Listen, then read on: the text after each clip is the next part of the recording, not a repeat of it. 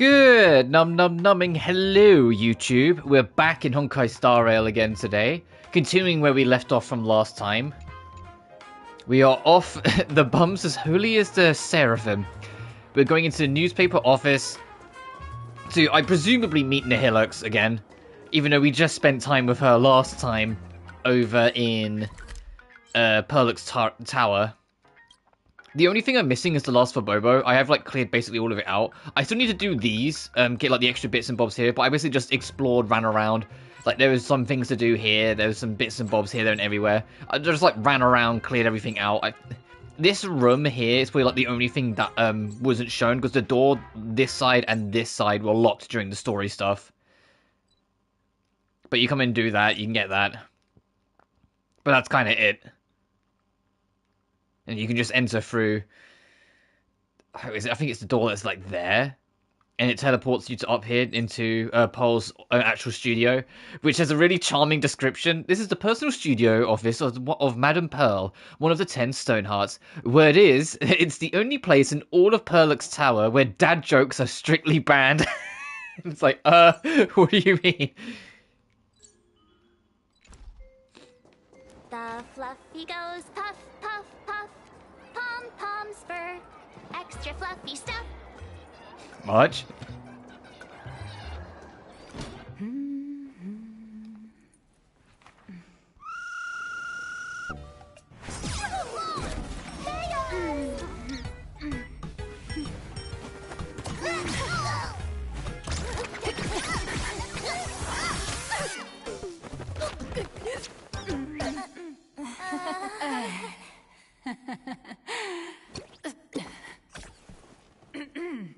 Please come in. Let me Oh, she's a dumbass. Your next line is, why are you here? I don't say anything then. Miss Nihilux, what are you doing here? What's the problem? I'm the magazine's founder, its president, and its editor-in-chief. It's only logical that I'd be sitting here. A million? President Nihilux has already been behind on everyone's wages for months. If it weren't for the money, who'd risk their neck being a tabloid journalist, sneaking photos of the bigwigs on the Astral Express? It finally occurs to you why the name of Nihilux always felt vaguely familiar. The former president of Fabobo Weekly, that deadbeat boss who skipped town to dodge her debts, went by that exact name. A boss who doesn't pay wages has no right to sit here. They belong in the underworld. They're like, go the hell! Idiots. Without me, you'd all have been locked up in some Department of Aberration Defense painting prison long ago. And you still have the gall to demand wages from your savior. Have you ever heard of the sensational serial thief case, Phantom Furbomorph? It happened in the year 1996 at the Arcadian calendar. I'm sorry. I was wrong. I shouldn't have talked back. I'm sorry for being born a Furbo. Beep boop. Even if you've got dirt on us, making us work for free is way too ridiculous. We've had enough. We've overthrown the boss. We've got a new president now. Please stand up for us. Welcome, traveler. Furbo Hot Pot requires a reservation. Rumors are 10,000 credits apiece, and if you're looking to hire a hitman, just head right down the hall to the storeroom. Oh, or maybe... Huh?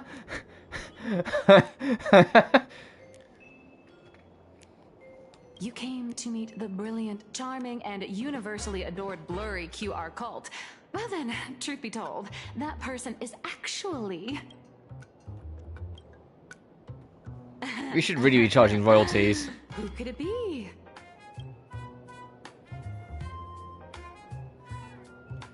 Cut it out. Once you rule out all the wrong answers, only one truth remains.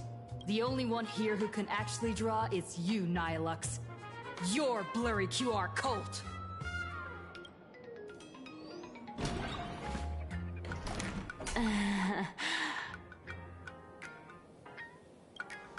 You saw right through me.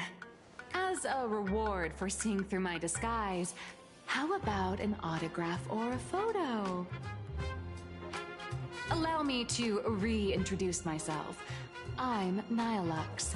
You can also call me by my pen name, Blurry QR Cult. Aw, no wonder you were tagging along back at Perlux Tower, acting like you knew us so well. Wait... This blurry QR cult persona isn't a fake, is it? Identity is just a mask and a body. Real or fake, it's all in how you see it. At the very least, for now, there's no other blurry QR cult around who could show up at Star Rail Fest for a live signing and hype up the Astral Express, right? So, you already know why we're here. Just a little deduction, that's all. The news about Star Rail Fest is already everywhere online. Knowing how that perfectionist Madame Pearl operates, she's definitely pulling strings to make your collaboration a success. Naturally, having me step in was part of her plan. If that's the case, will you... That said, I'll have to respectfully decline. Oh, get fucked, I guess. Also, what's with the, like, this is a manga frame. Again, I get it, she's a manga artist, so she's gonna have a bunch of frames like this, but what's with the frame? Not to brag, but Fluffy Across the Blue is ridiculously popular in this world. If tickets weren't limited, the line would wrap around the planet twice and a half. That's not a signing event, but a public execution, right? Yeah, that does sound pretty horrifying.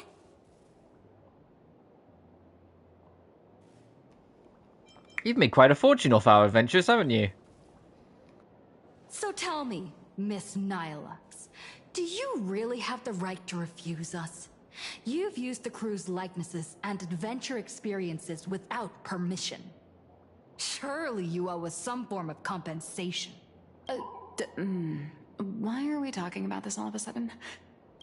Today, on behalf of the entire Astral Express crew, for your violation of our publicity rights, emotional damages, and lost wages, I hereby demand 1.6 billion credits. How did you work that out? Believe it or not, I don't have a single coin on me right now. That's impossible! Just your royalties alone should have made you rich! Due to, unknown circumstances, my luck with money hasn't been great. But I get what this is really about. You're not only after cash, are you? I'll show up at Star Rail Fest. Is that good enough for you? Then it's settled. Thank you, Colt. That said, I also hope the two of you, as the original inspirations, will take some time to familiarize yourselves with Fluffy Across the Blue before attending the exhibition, so you won't be caught off guard by fans' questions. Time to attend Miss Nihilux's class. Please follow me.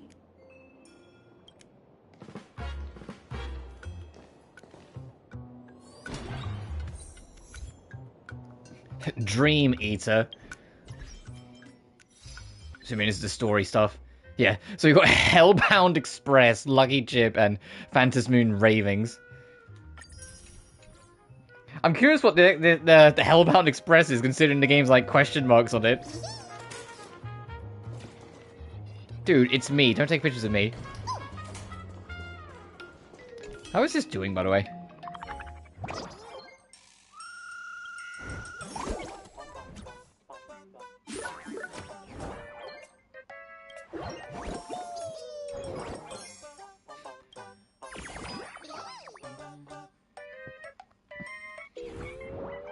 Okay, so nothing new going on yet. I imagine when the whole main quest is done, they'll add more quests to it.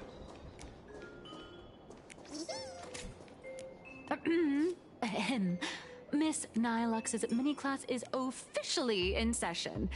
If you have any questions, Feel free to ask at any time. Miss Colt, why did you pick the Astral Express as the theme for your comic?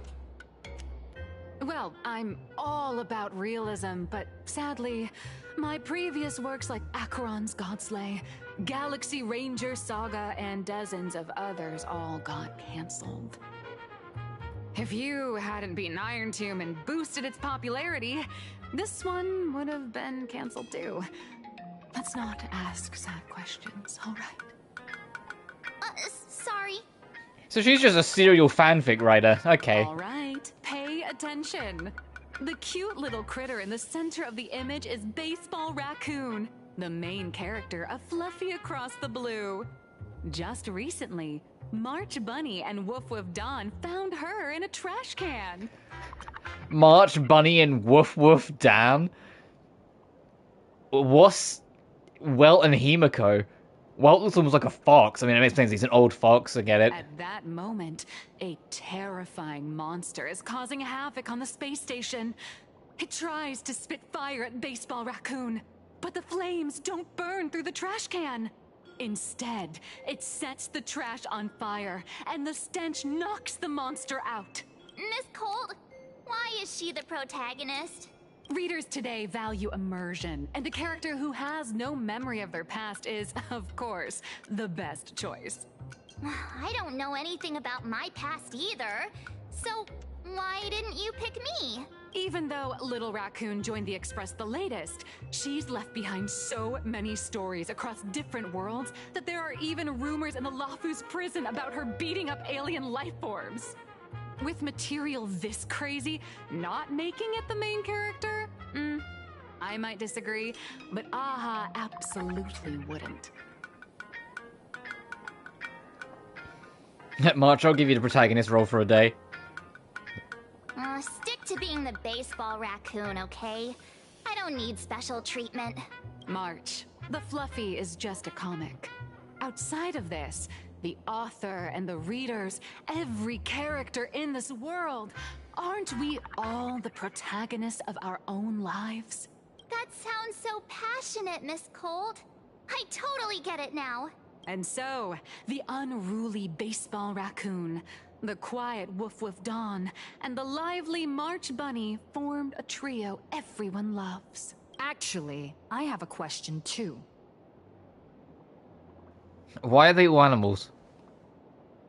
Ever since I got punched in the face by sales numbers, I've grasped Ooh. universal truths. In Ooh. today's world, Oh, that got very real for a second. animals aren't always a crowd pleaser. Seriously? Even I feel like I can't compete with Pom Pom's cuteness. Designing the adult versions took some work.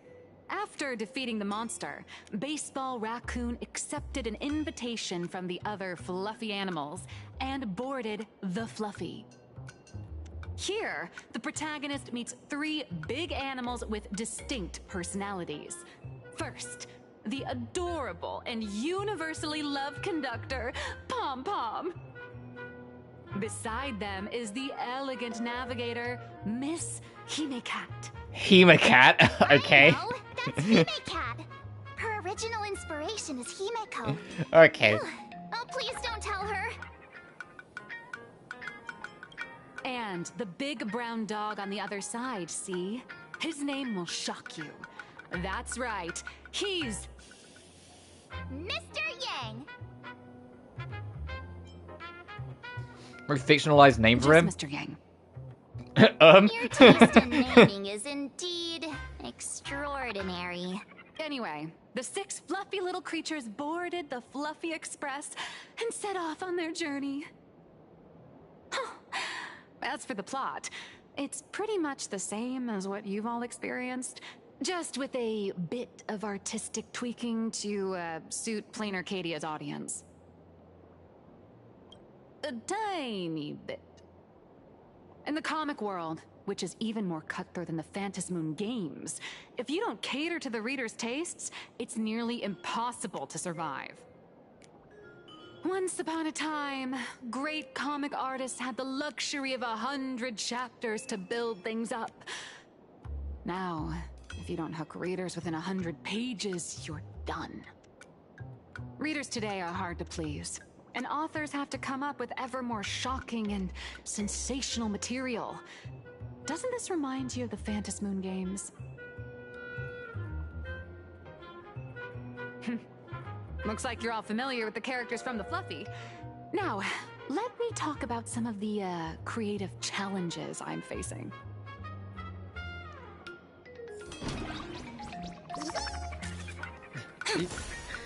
I wish I could shoot Papa Prince.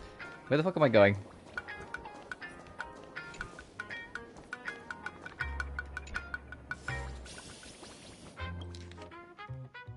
Nihalix's debt statement? Uh-oh. Uh-oh.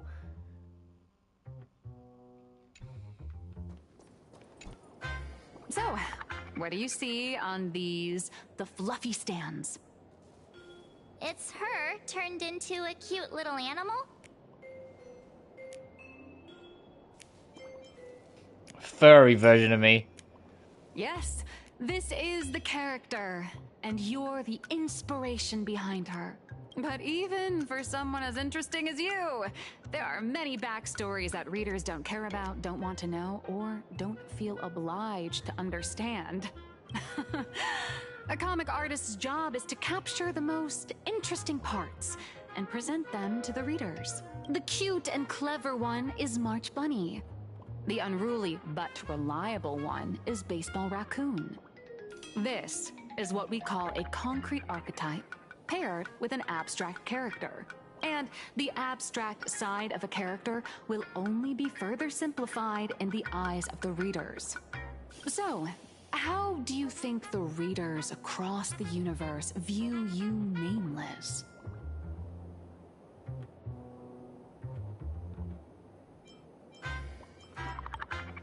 Well said. Your heroic deeds and accomplishments drew my attention, and your demeanor gave me inspiration for the character in the Fluffy. But while the hero identity boosts the character's popularity, it also becomes a limitation. That's why the little animals in the Fluffy have to defeat even more powerful villains and keep upping the ante to get more applause from the audience. Yeah, that is kind of funny, because yeah, that's kind of technically what is happening. The reader's perceptions After and fighting Iron Tombs, like, where the fuck do we go from here? constrain the character's growth. If she acts out of line, the popularity will crash. If she can't come up with new ideas or grow stronger, the audience will soon lose interest in the comic. Unfortunately, the creation of Fluffy Across the Blue is now stuck at this very awkward bottleneck. Honestly, after drawing comics for so long, I've pretty much run out of ideas. Hundreds of Amber eras ago, people would laugh out loud just from seeing a cat do a backflip. Now, to get the same kind of enthusiastic reaction, you'd probably need to have that cat fight a Mechatron in a one-on-one showdown in Perlux Tower. Although the Fluffy specials are selling like crazy, doing side stories without progressing the main plot isn't a long-term solution. Is Nihilix kind of like speaking for the writers here? It's like what they've had to go through with like throughout the course of this game's development. Ever since all the gossip memo keepers I hired got wiped out in Amphorius, Wait, my what? source of intel's been drying up fast. What do you mean you had gossip memo keepers in Amphorius? How did you even know Amphorius existed before we did our bit? But if someone from the Astral Express could quietly feed me a few juicy insider secrets from the Phantom Moon games, imagine the reader's reaction when the next chapter drops. Whoa! Does Blurry QR Cult have a time machine or what? Oh, that'd totally save the Fluffy's future sales. After all, my little Furbo crew She already quite works literally for wants you. the spoilers so she can get ahead of the curve. Slip me a copy of the Phantom Moon Games press release. Let's call it buying your exclusive adaptation rights. We'll do a 50-50 split. I'll have to think about it.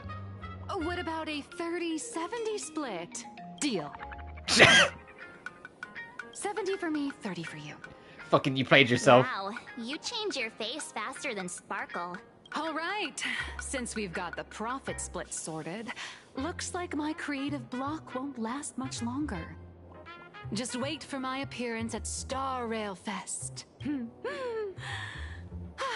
Star Rail Fest, a grand event that gathers millions of eyes and an inordinate amount of wish power. And under all that attention, the dark forces coveting the Master of Elation's blessing are bound to surface. Heroes and devils dancing together in Planarcadia. Tell me, is there a better source of inspiration than that? My hero, don't let us down.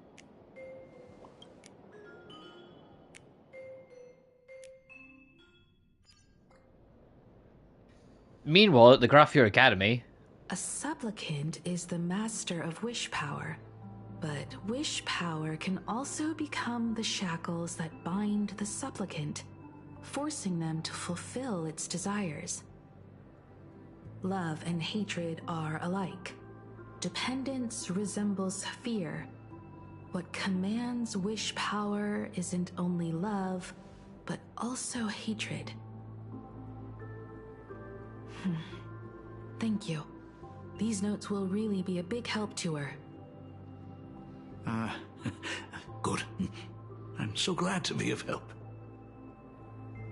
For generations, many members of our family have attempted to enter the Phantasmoon Games, hoping to rely on the Aeon's immense power to lift the curse afflicting the Graphier bloodline. Some came close to the mask, but could only watch as history passed them by. Others wore it, only to fail in the end. That was until 400 years ago, when your great-great-grandfather Hero won the Phantasmoon Games and successfully gained an audience with Aha. But the family's curse was not broken. In his notes he wrote, "Just as the god of destruction cannot cradle a bouquet, so too is the god of elation powerless against a curse. Such is the cycle of cause and effect." Father, are you wondering what it was that healed me? I know you're keeping something from me. But I don't care what cured you 15 years ago. As long as you're alive, I can wait until the day you're ready to tell me. Still, as a father, there are things I must say, even if you don't want to hear them. As an artist, I'm fascinated by fleeting lives. How they struggle, they suffer, and in doing so, reveal a brilliance worthy of time's memory. But, as a father, I can't stand by and watch my daughter walk into tragedy. I bless you to be a hero, to welcome the same end as Akiviri. Those are words I could never speak. The road ahead is shrouded by uncertainty, and that's why someone must take the first step, to trailblaze a path others can follow. I can't stop you, even though every part of me wishes you'd stay. But this is your choice, my daughter's choice. All I can do is stand by you quietly and pray you'd come back safely.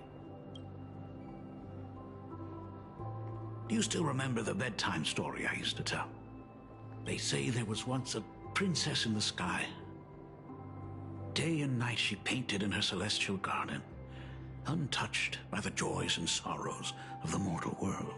One night, a thunderous sound echoed from her painting. Curious, she stepped inside.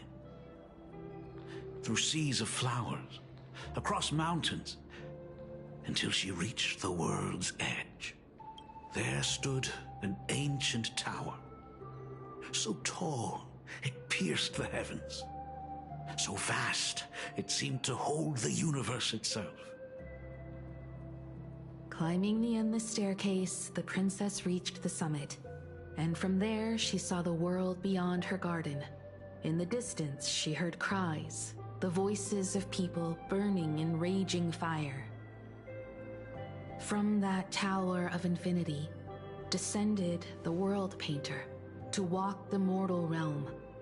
With a single stroke of her brush, she brought forth 1,000 imaginae, turning the tide against destruction, to go where there are cries, to go where there are flames. That is the meaning of Murata. But beyond the family name, my interpretation of our ancestor's name, Graphia, is also the hope I place in you. Himiko, whatever choice you make, if this is truly what you want, then go. Use those steps blazed upon trails to paint the world as you see it. Thank you, Dad.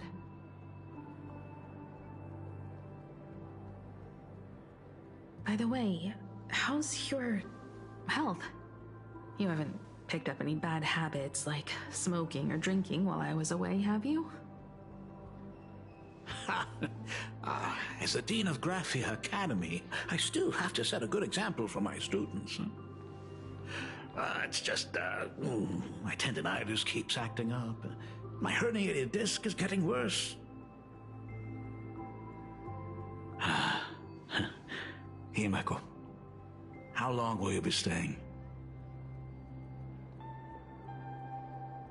At least until the lunar cycle shifts.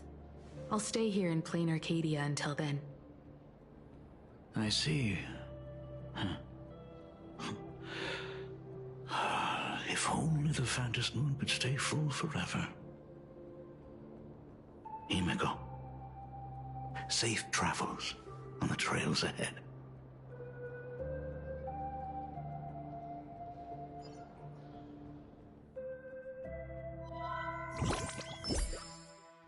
Oh, is it news time? It's been a minute.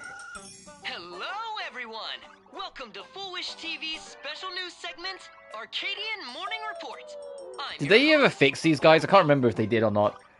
When the update launched, their animation would reset after every single line, so they'd always just like kind of like jolt around. Constructed by Turbogen Heavy Industries has officially been completed. It looks like they have. Thanks to modern imagenesis technology, it took only a day for the Skyline's lookout cloud to take on a completely new look. Starting today, the Lookout Cloud line is officially opening up its stuff for the Star Rail Fest exhibition areas.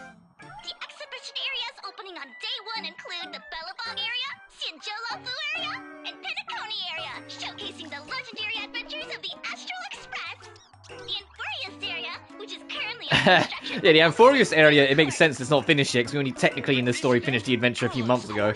They haven't had time to completely rebuild that. And also, Amphorius is still, like, turbo suspicious if you look on, like, the legacy, like, the story legacy book. It's like, oh, chapter's done of Eurilo 6. It's like 100% done.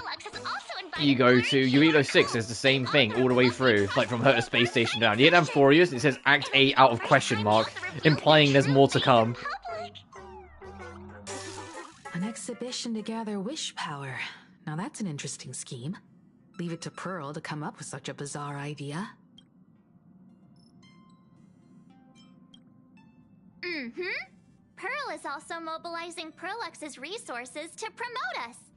Speaking of Eurilo When I 6, talked with Pearl, I although shared like with her I the like that each idea planet of does try to becoming be its own sail, thing and whatnot, I kind of advancing hope and after this we retreating do get a together. planet that kind of This gives me the same collaboration feeling could as truly bring Eurilo out the 6, best of our because I have like respective a lot of like strengths. nostalgic like missingness. Sometimes I wonder if Jade for invited that, us it, like- here with the intention of giving her colleagues a So I'll turn the winning auto edge off because in I'm the talking over Phantom Moon everything. games.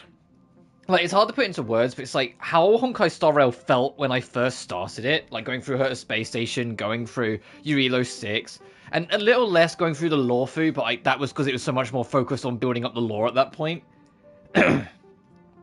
There was a feeling that Honkai Star Rail gave, and the feeling that Penacony gave was different, but it was still nice. And in Amphorius, it was very different. And now in Planarcadia, although it's very reminiscent of Penacony in some ways, it still feels different again. And it feels like the actual, like, vibe and feel of Honkai Star Rail has changed a lot over the years. And I still like it, I enjoy it a lot. But you guys know I was very critical of some aspects of Amphorius. I loved the story and the characters, but I felt everything around it was kind of whatever. It kind of had the Sumeru problem, where, like, I loved the story of Sumeru and Genshin, but I hated the region. Because it just wasn't that fun to explore for me, personally. And it's, like, it's such an interesting contrast, because, like, Eurilo 6 was, like, the best first act a Hoyoverse game's ever had, in my opinion. Eurilo 6 was godly. It had a fantastic planet to explore, with a lot of side content going on all the time. The music is gorgeous on that planet from beginning to end. From nostalgic beats to, like, the action tunes to that final boss theme is, the actual story and the characters you meet feel very personal, with the divide between basically... It's kind of very similar. I think I made the comparison to Final Fantasy VII at the time, with, like, you have the upper class on high, and then the lower class are literally in, like, buildings underneath the upper class. Sort of like Midgar. But you get to see the parallels between the people and how everything comes together. It felt very grounded and real in a lot of ways. And when it culminated into that end fight and everything came with it, it felt very satisfying. Whilst Lawfu is all China space fantasy, and then you kind of just reach the Ravager. Like, I remember when we, like, did it, I was kind of surprised when we finished, because I was like, oh, I guess we're just done then. Penacony, there are still some things about Penacony people don't understand to this day. Penacony is so wordy and all over the place, it's like, what the fuck are we doing? I love Penacony, and I think it is fantastic, but it's a lot to swallow. It's not grounded anymore, it's all dream fantasy. Amphorius was a completely different fucking game. Let's not kid ourselves. Amphorius was a completely different fucking game that occasionally remembered it was Honkai Star Rail by giving us, like, 5 minutes with the Herta. And it was only in, like, the last couple acts that, like, it kind of broke down the walls and it started to be like, okay, now it's just, like, super, like, sci-fi fantasy. And now this just kind of feels like Penacony 2.0 in some aspects. It does enough different that it isn't, but there's definitely some parts of it that make me go, And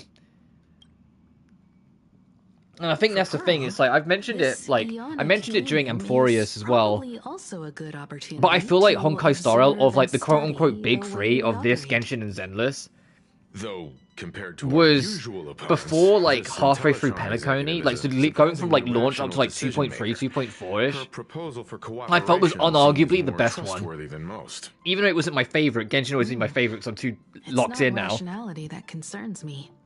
Honkai Star Rail was the one that I would irrational say, no, this is the factors. best one, this is the one I think people should play if you've never played a Hoyoverse game. But the latter half of Penacony was kind of awkward. Amphorius has a fantastic story and characters, I keep saying it, but literally nothing else. Every patch had one event, and then that was it for 6 weeks, and you were just twiddling your thumbs. And most of those events are done in like an hour and a half to 2 hours. And most of them aren't even that great, if I'm honest. So it just kind of existed. And now we're here with this, and like, this patch will probably get away with it because it's only 4 weeks long, but 4.0, no, that kind of had the Amphorius problem a little bit. Once you were done with the main content, that was fucking it for the next, like, it was like about 4.5 weeks because I took my time going through it. Like, I would just sign in, do my dailies, and fuck off. I wasn't bothering about anything else. And HSR in the 1.x series and the first half of 2.x, I felt like there was another event every 5 minutes. It's kind of like what Zenless has been doing since launch, where there was always something new to do to keep your brain occupied, to get more roles, to do more bits and bobs, and it just feels like a lot of that's just slipped by. And like, I got it, like, I mentioned even early in Amphorius that I had a suspicion that there was going to be very little outside the main story because of it being a year-long story and each patch being kind of big. There was no way, like, their resources were going into anything else. It was clear they were putting absolutely everything into just Amphorius' story and the locations around it and everything like that. Which is funny because I actually didn't really like the Amphorius locations to explore after a while because they were all so fucking big. You'd go to a new zone and you just kind of go, oh, here we go, because you know you'd be there for the next couple hours. Like, the only location that I really liked... I liked ID's Elysium because it was about as big as a normal area. I like your first visit to Arkema because it's such a grand, big-ass city. You're like, oh wow, this is exciting. But that's kind of it. Like, all the other locations, like, the Exotail is nice, but it's literally just there so you've got a conclusive little spot to talk to people and nothing else. And the walk to Iron Tomb in that last location was cool, but it was mostly just because it reminded me of, like, the ending of Dark Souls 3's DLC, where you're walking across the desert to go meet Gale. Like, it gave me huge, like, Dark Souls ending vibes. But, like, that was kind of like Amphorius, I'm so, like, patchy on. I think I've said before, it's like, Amphorius would be, like, the best arc of Honkai Star Rail by far if they just had more going on outside of the main story. I genuinely kind of miss the early, like, the first year of at least my experience of Honkai Star Rail. From when I got into it in 1.4 up until around the time Firefly released, because I kind of felt it in that patch, something was a bit different. I mentioned before that I wasn't the biggest fan of that patch, and I thought it was a kind of conclusion to Penacony's story. Thankfully they fixed that, because the Sunday patch I think is the real conclusion, and I think it's a lot better. But, like, after, like, 2.3, 2.4, whenever the Firefly patch was, it did kind of feel like something was missing from the spirit of it that was there from, like when, at least when I got into it all up until that point. Like, I mean, the easiest giveaway is go back and watch those older streams, and you'll see, like, I have, like, 7 teams running that are all, like, different and, like, mixes and things like that, and, like, almost all the time I'm messing around with different things or getting sidetracked with side content because I genuinely was engrossed in everything to do with the game and loved it to death. Whilst now, I, like, one of my teams I have just because I know I need it, not because I want it, that being my break team. Like, you know, I had no incentive to want to make that team. I made it because I know I need one. Because sometimes in the endgame modes where they all recycle around, you get one where, like, the only way you're getting through it is with a super break team, because it's just designed to be that way. So I have that team for that, and that's kind of it. And it shouldn't be like that. Like, I kind of miss when Zila, Bronya, Jingliu, and Huahua was, like, my main squad, and I just kind of, like, had them for story stuff, but I had all these extra teams to do bits and bobs with. But if I did that team now, this game wouldn't be that fun, because they're not the best anymore. I know Zila's due a buff, but I hope it's a good buff.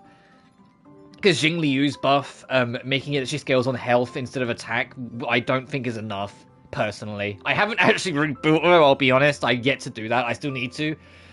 But everything I've looked up and looked into online, it really feels like it's not enough to really save her. Like, she's gone from, like, tier 3 to tier 2, but it's like, but there's still, like, half a dozen characters in tier 0 that are just better options. Not that you should look at tier lists for this shit, but you know what I mean. You should always just use the characters you want, but this game feels the most aggressive nowadays. If you're using the team you want instead of using what's good, you kind of do get beat down after a while. Whilst Genshin and Zenless, it feels like you can really just make whatever you want work. You mean the new Herald of Death? Exactly. News of the Dovebrook bloodbath has already blown up online. The Department of Aberration Defense tried to clamp down on the rumors, but plenty of people are still linking it to the Herald of Death from 15 years ago. With such a large crowd gathering there, this exhibition could very well become a And it's funny, last thing I'll say on it, it's funny that, like, I want Honkai Star Rail to kind of go back to the feeling it had in the early days, compared to Genshin, where as much as I have nostalgia for the early days of it, I never want it to go back to that feeling, because I like how much Genshin has grown into its own beast.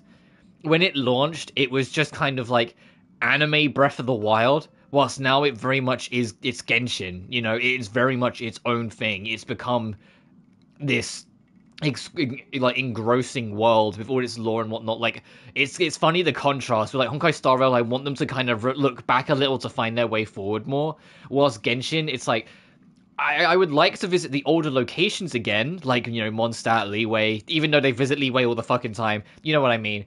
But I don't want the style to go back to that. I like what it is now. The only complaint I really have with Genshin nowadays is that we don't get map expansions as often, and when we do, they're not as big. Like, Nod Cry has been kind of small as a whole. And there's various reasons for why that could be, but it is kind of like it'd be nice to have like, you know, a huge fucking area to explore again. Like, it feels like we're absent of that and have been for a while. Like, new map comes out to when Nodcry launched, just like that map, you clear it all out in a day. And then when they finally added the expansion, not 1, not 2, but like 3 patches later, it's like, there's really not much here for how long they kept us waiting. Like, the amount they gave us is something that you expected with the launch patch, not several patches later with a huge gap and not much going on. You know? And then we had to wait another patch with nothing, just for us to get Dormant Port. And I've seen the beta, Dormant Port is not fucking big either. It's like, well, come on. I know that there's the Temple of Asmodee that we're getting with it. That's like the real, like, thing of it. But still, it's noticeably small in areas. And it does kind of take the wind out of it. It's like, no, they need to do, like, proper big map expansions. Snezhnaya needs to be gargantuan when it comes out. And Zenless is like... Zenless actually kind of is... Sorry, I'm putting my drink down. Kind of is, in a way, looking back to look forward. It's been very clear since the main bulk of Season 2 ended. Like, when Wi-Fi Peninsula ended, and we did, like, the Ye Shuangguan arc and, like, took down the creator. The 2 patches we've had since then, both of them feel very in the spirit of Season 1, and I mean that's a huge compliment. I love, like, the vibe of Season 1. Season 1 just had pacing issues. I said the whole game has pacing issues, but Season 1 had different kind of pacing issues. But now it feels like, you know, they've got something a bit cleaner and more going, and now I'm super excited for Season 3. The next, like, arc of, like, each game, Zenless is the one I'm most looking forward to. Because Honkai Star Rail keeps their cards close to their chest, so we don't really know what planet we're going to until, you know, they're prepared to let us find out, basically. Like, we didn't really know we were going to Edo Star until it leaked. Like, it wasn't something that was like, oh, we know after Amphorius it's Edo Star, or Planarcadia as it's now known, years ago. Like with Genshin, where we know Snezhnaya is coming next no matter what. Nodcry was just kind of like more of the interlude chapter to kind of expand on some aspects of the lore and clean up a few things that had been left in mystery for too long. You know?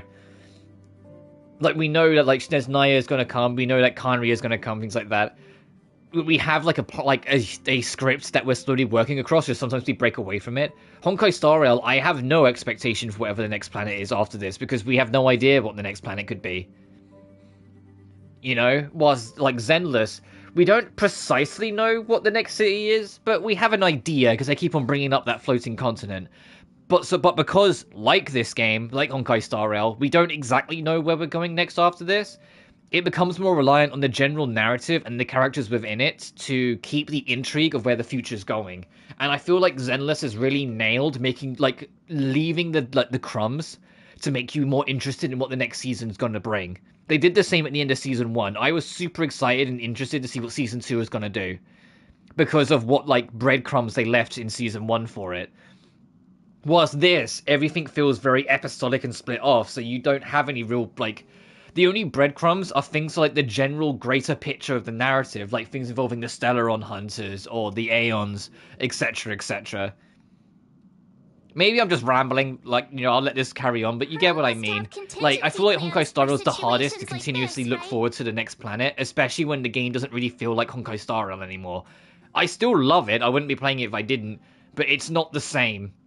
Whilst Genshin has just kind of grown as it's gone, and Zenless, I feel like, has never truly lost its identity. And when it has, like, wavered from that identity-based path for a bit during, like, Season 2, they took in the feedback and have really, like, adjusted it to kind of course-correct now. That old guy? No way! I think as well is that I also just want, like, the general Pearl has narrative to planned, move. We must consider the possibility. There's some of, like, the that bigger Herald mysteries in of the Death background I might feel like attack haven't the moved venue. at all. We won't just be there to showcase the Almost Astral since either Express to the launch or people at of the this latest, the world. Lawfu. We'll also need to stay on high alert for any suspicious activity. And it feels like, no, we're in, like, the It's about 4-point time. series at this We should point. get going. This is our 5th planet. Oh, well, unless you're counting the Herta space station as well, which just makes it worse.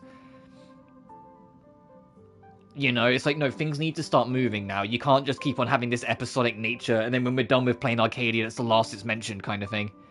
Just us? Aren't you coming with us, Mr. Yang? Someone's got to stay behind on the express to keep the conductor company and be ready for any emergencies that pop up. You guys have fun out there, but stay safe. Contact me right away if anything comes up. What about Dan Heng and Sunday? They're both out on a mission with General Yao Guang. Dan Heng is tracking Blade's whereabouts, while Sunday is working with Miss Ting Yun. Both of them are tied up. Looks like they won't be able to make it to the exhibition this time. All right, let's get going then. I have actually give a compliment and something nice. I have really appreciated how much time they've given March and Stell, kind of like just letting these two do their thing in this new story arc, because of how egregiously absent March was. I think everyone felt it during Amphorius. Like, you can feel March's absence. Like, there's some kind of spark and, like, joy that was just missing in Amphorius for, like, most of it. Because it's like, no, you can feel her absence. Something's just not right.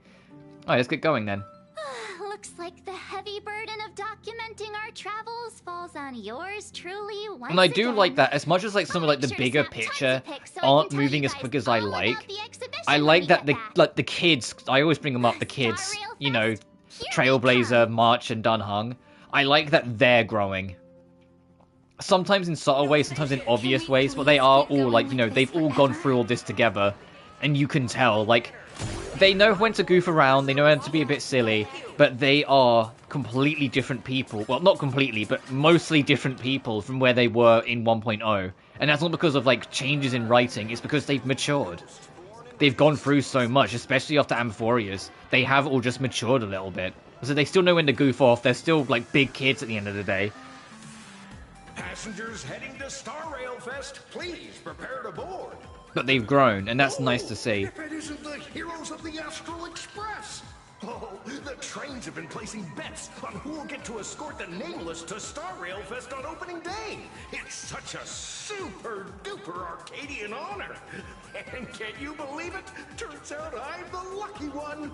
Oh, I could already feel everyone's enthusiasm turning into waves of wish power along the way. No wonder everyone's running around with such high spirits. Ding, ding, dong, dong. The express is about to depart. Heroes, please stay seated and hold on tight. This special train is bound for the Star Rail Fest exhibition. By the laughter above, may the smile of Planarcadia grace our faces.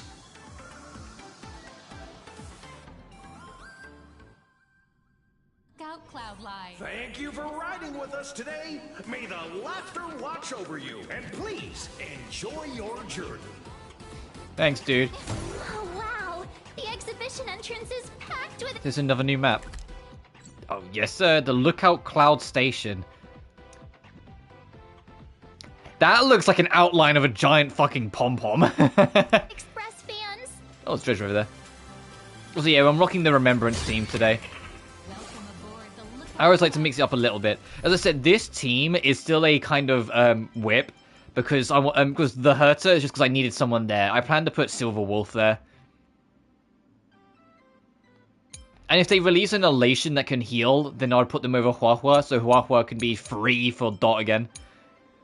Because I can't use like both teams in like some of the endgame modes because Huahua gets double purposed.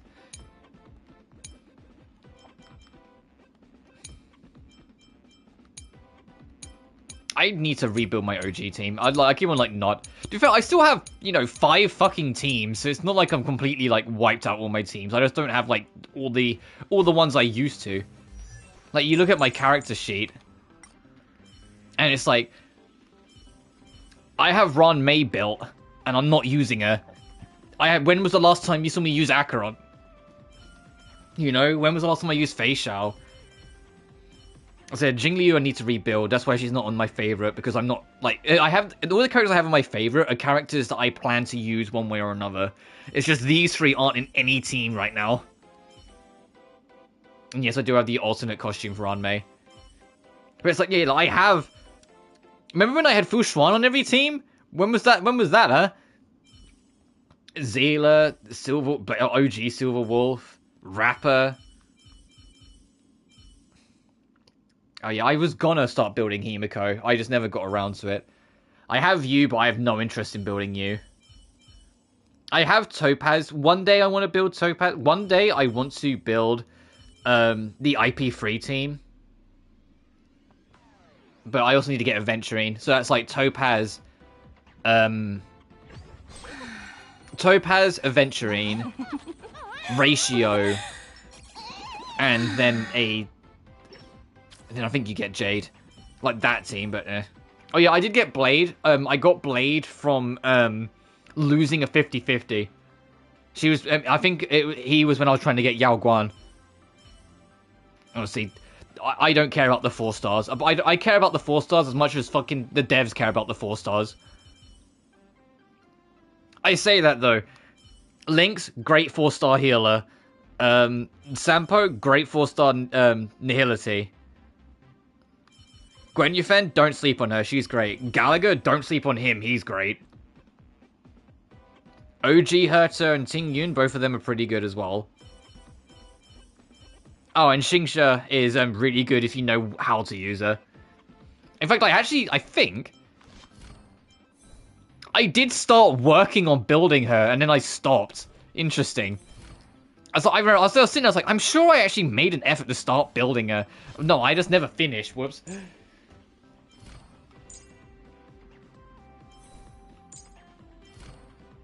But yeah, I drastically need to rebuild her.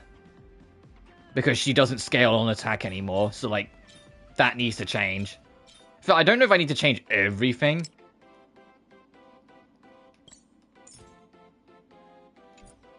Oh, she uses a completely different... Yeah, because I use this set. No, she uses a whole new set nowadays. Interesting. Okay.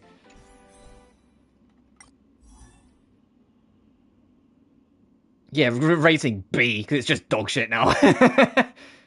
I'm going to set you as a build target, because I really should.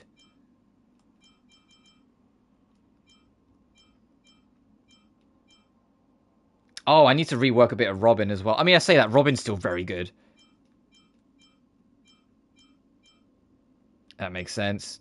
That does make sense. I probably should rebuild her a little bit as well.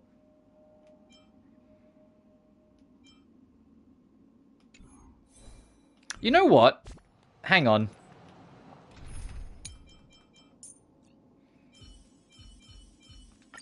We don't have many opportunities to fight alongside each other. Let's treasure this. I never fucking use, like, Ron May. Let's use Ron May for a bit. Yeah. This team is, like, not a good fucking team setup, but you know what? Let's reply this for a bit. Why not? We'll miss out if we're late. Are those hired cosplayers over? Hired cosplay? Oh, right, they're talking about us.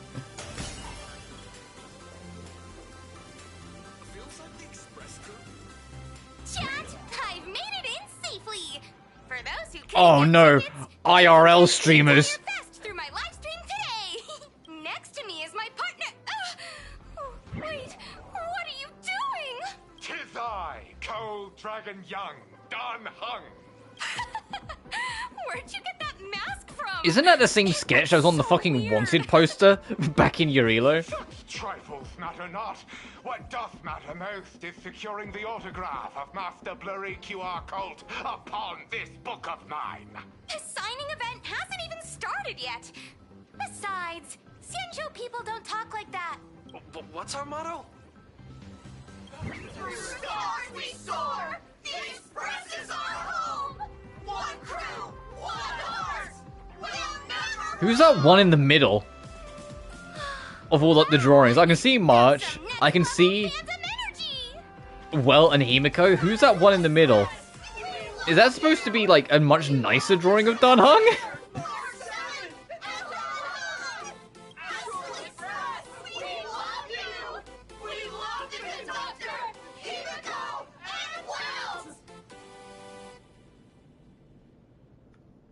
They forgot about shush. I feel like adding shush to a sentence always makes it sound like an argument. Want to take a photo together? Yeah, they can't know about Sunday. No. So that makes sense. Because, you know, they still got the family after him. They're kind of like just holding on to him. Mobbed by my own fans any day. Who'd have thought there'd be social situations that even Himiko... Oh, yeah, even Himiko is like, I don't want to deal with a mob of people. Let's Don not. Hung and Mr. Yang were here. I can't even imagine looks on their faces. What a sight. Truly. That's just how the Express rolls. Exactly. That's just how we roll. So many fans out there. Even more than the crowd that came to welcome us at the station when we landed. It's kinda going to my head. Oh, hold on. That's not good. We need to be on high alert. Who knows if that supplicant is hiding in the crowd, plotting something against us and our fans. So, I'm gonna brave the danger and check things out myself. You just want to have fun, don't you? You talk too much. Don't wander off too far, though. We still have official business later. Speeches and other activities that we need to show up for. Got it. We'll just hang around here.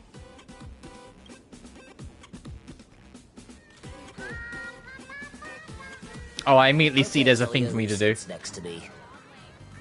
So how's that for pure love, huh? I see Nihilix over there. That express girl is here! Quick, get ready. You guys go explore. I'll take a look around here too. She's gone. 3, 2, Miss, you can fight the chair, of course.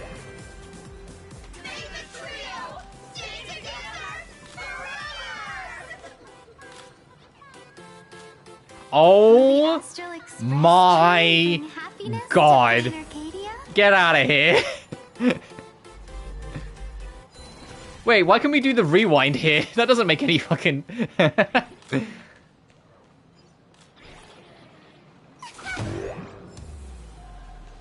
Looks like they haven't started checking tick. Oh, sorry. Hey, little raccoon. Over here? I'm right here. Let's do this first.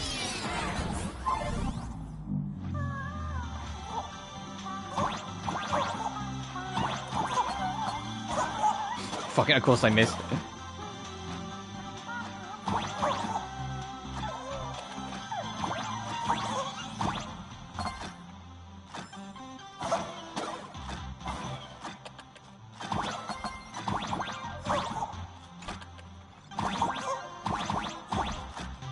Oh, there is more up there, okay.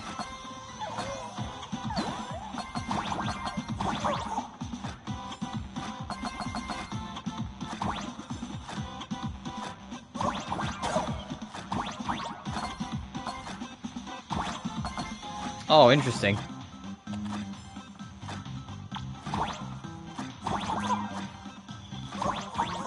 What the? What is this perspective?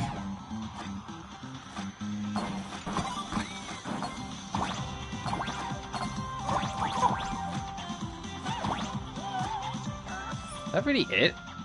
No, 80%. What are we missing?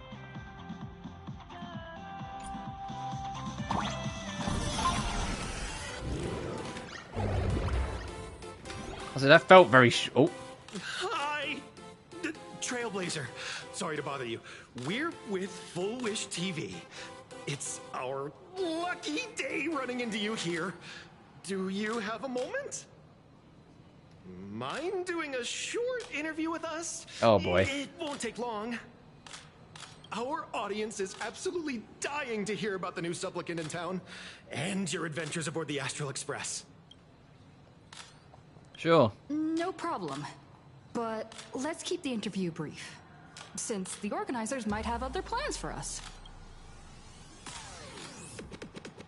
First question.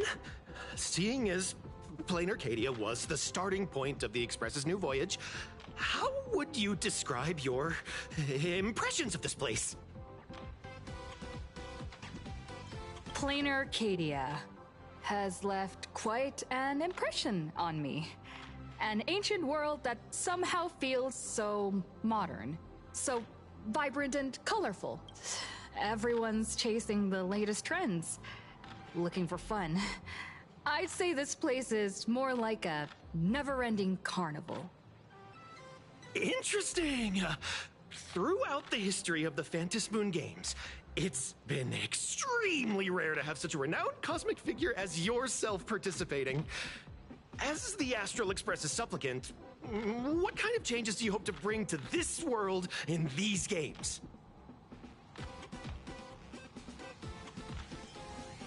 I'm just a passerby.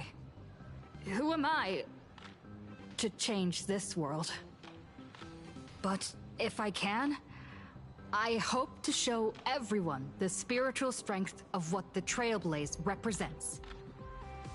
That's an impressive answer. Speaking of which, after joining the games, you immediately went to defeat Miss Sparksy, who represented the Masked Fools. What are your thoughts on potentially facing native supplicants in the future?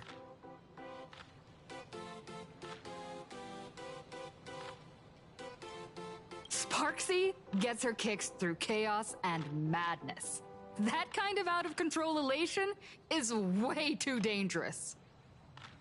As for the other native supplicants, as long as they don't make the games dangerous, I'd rather cooperate with them than defeat them through violence. Speaking of local supplicants, we've noticed that Star Rail Fest is Perlux Corp's way of rolling out the red carpet for the Express. There are rumors that the IPC is also sponsoring the Express. So, I have to ask, are you representing the Express or the IPC in these games? The IPC's interests? Nah. Even though Star Rail Fest has exceeded my expectations, and Madame Pearl and Perlux extended such a warm invitation, which I'm truly grateful for. At the end of the day, this is a festival for everyone, and I'm just one of the guests. I'm not the master of this place. It's the media, alright. Those hard-hitting questions had you sweating bullets. You burned through every ounce of corporate speak you'll ever have in this lifetime. No, Estelle, you're proving my point. It's like, no, Estelle has matured a lot. Or Azel, as I call her. Every micro-expression on your face is screaming, end this interview already. Thank you for your valuable time. We won't keep you from your plans at the exhibition any longer. Yeah, I want to try and find that whatever treasure I missed. Jesus. Pretentious answer. Excuse me? No worries. This material will do just fine. Excuse me? I fucking heard that. Give you a pretentious answer.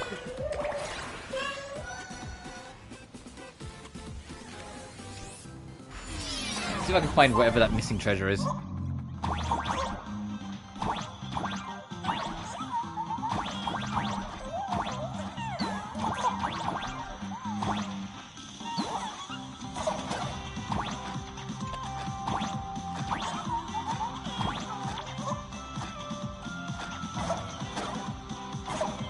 I can't hit it that way. I want to see if I can.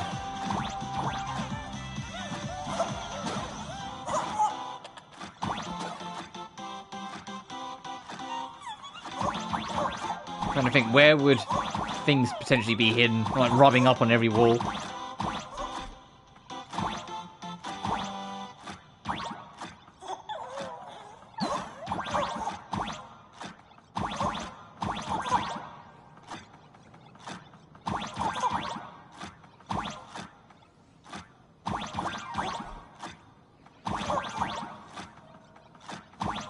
Oh.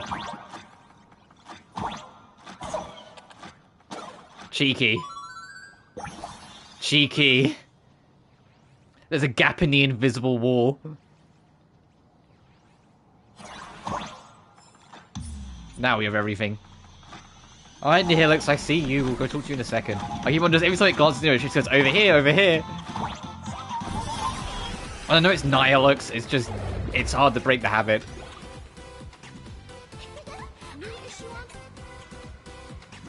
Nice to see you again, little raccoon.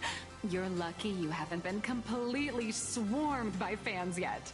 Here you are, the original inspiration for the Fluffy's main character, fresh as a daisy, yet no one recognizes you. Talk about irony. Don't tell me they think you're just some cosplayers. Oh, come to think of it, that's actually quite possible. How come you're not being swarmed? Well, None of my readers have seen my real face yet. But that's all gonna change once the book signing starts. It's honestly heartbreaking that the organizers only gave me this dinky little booth. I was hoping for something more prominent, like a spot on the main stage or something. I mean, this is Star Rail Fest, not the Fluffy Fest. I know. Hey, wanna have the number 000000001 collector's edition comic that Blurry QR Cult signed today?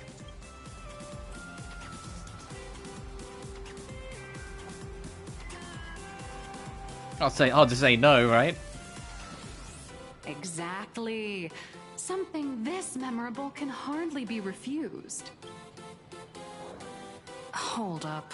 What's this extra thing? Light sticks.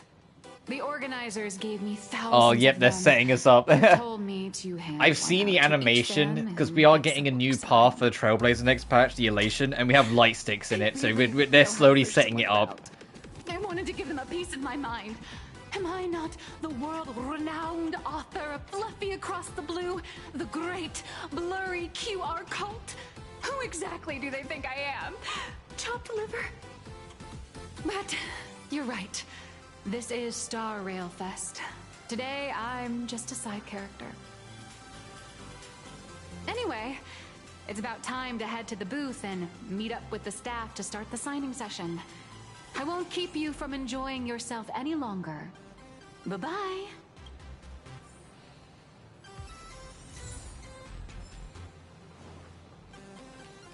Crazy how, like, reasonable Nihilux was compared to those fucking reporters. Alright, let's go see Marchie. Wow, with that outfit, you must be cosplaying as March Bunny. Am I right? The accuracy is just insane. Yeah, just like the original. Since we're all fans here, let's skip the sales pitch. But I gotta say this up front. The conductor is the cutest in the whole universe! I agree. The conductor is the cutest in the whole universe. But wait a minute. Some of your stuff looks familiar to me. Sharp eye! You're definitely a hardcore fan. We collaborated closely with artists from different worlds along the trailblazing expedition to create these products. I can pretty much guess who they are. I may not be that talented or have the artistic skills of a master, but I've written some articles and gained a bit of popularity in the fan community, so while I'm here at the booth, I thought I might as well do some self-promotion.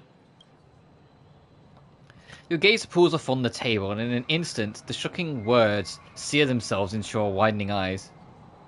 The melancholy of March, Outlaws of the Galaxy, Express 40,000. Is that fucking Warhammer 40,000? And Home of Stellaron. They get it. A novel recounting the adventures of the pink-haired beauty March from the first-person POV, filled with the author's darkest, deepest school-life fantasies. Any of you happen to be super hackers, space warriors, spirit whisperers, or those cursed by eons, come find me. I've said my piece. Looking for a sense of truth in fictional stories is just human nature. Outlaws of the Galaxy. A fantasy novel adapted from a classic Sanjo script.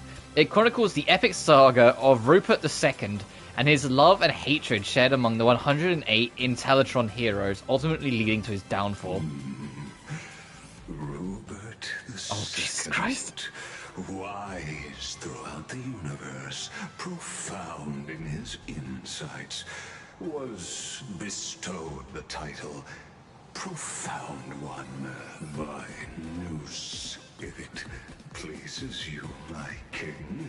We shall storm the throne and snatch that bloody seat from Rupert the First. Among the countless stars are whispered the secret chronicles of Rupert. Express 40,000? A war-themed novel recounting the story of Emperor Pom-Pom from the 9th Trailblaze Empire, and under their command, 20 adopted children of the Nameless as they conquered the universe together. Destiny lies only among the Sea of Stars. On June 1st, year 4 2:55 a.m., Wat Yang's life came to an end at the age of 33. 3 minutes later, he sat up again. Home with Stellaron. A surprisingly wholesome family-themed fan comic starring a raccoon who hosts the Stellaron. A fun little tale about the cosmos' most wanted criminals forming a family and going on all sorts of missions. They even kept a cat that grinds video games for them by the name of Silver Wolf. Okay. I'm sorry, Kafka. You can survive without me. But if I leave Mr. Yang, he won't make it. Well, what about Silverwolf? Are you planning to release her back into the wild? Okay, forget it. Looking through these making me hear things. The folks here seriously don't hold back. Nothing's off limits to them. Buy one item, get a free novel. It's a venue exclusive deal. First come, first serve. Better act fast or you might regret it forever. When the fluffy figurines hit the shelves the other day, this mysterious old guy snatched them all up, saying something about using them as art references for students. He loaded up a whole cart like he was stocking inventory. Even the scalpers were no match for him, I'd say. Not long after he left, a girl with bunny ears came to buy figurines too. She was clearly a collector, buying complete sets of everything. Then she discovered that in every collection she wanted, there was one Hemacat missing. That old man bought all the Hemacats! Oh, that's horrifying! I can't let this happen to me! I have to make the best use of my wallet while things are still in stock! Don't fall for the consumerist trap. You know that feeling when you see some weird little gadgets, and you just can't help but buy them? And before you know it, your whole room is full of stuff, so you have to secretly hide them under your best friend's big bed. Aww, this is not good. My wallet is trembling. My pocket money is crying out in pain. I need to battle against my own instincts for a bit. Go look around without me for a while. I'll come find you once I'm done with this battle. Just don't wander too far, okay?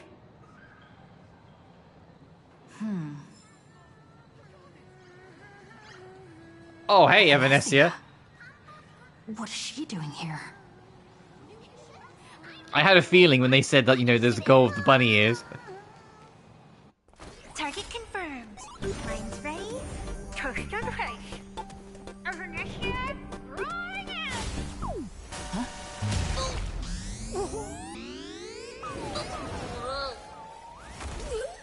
Did that guy just pass out? Evanesia, what the fuck was that? Girl. So sorry. Are you alright?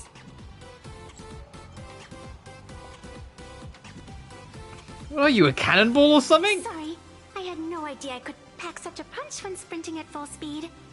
Good thing I'm built tough. I just wanted to recreate that classic teen rom-com moment. You know, bumping into a schoolgirl running late with toast in her mouth.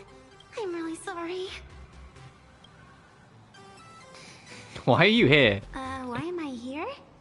Well, probably because the plot demands it. Evanesia, that's not... Girl. That's got to be the lamest excuse I've ever heard. Also, the trope's outdated. How could such a classic trope fall out of fashion so quickly? What's the real motive for getting close to me? Hey, I helped you out during the Phantasy Moon Games, didn't I? Is it really fair to glare at me like I'm some kind of villain? Suddenly hits you. This guy in front of you is the one who gave you the chance to turn the tables in your first battle of the supplicants. Whatever her reasons for approaching you, she clearly doesn't mean you any harm. Oh, thanks for the mask. I watched your whole fight at Graphia Academy. I'm more than happy to befriend those who are destined to be part of these games. As long as they can show me their wish. You're not here to take it back, are you? Not.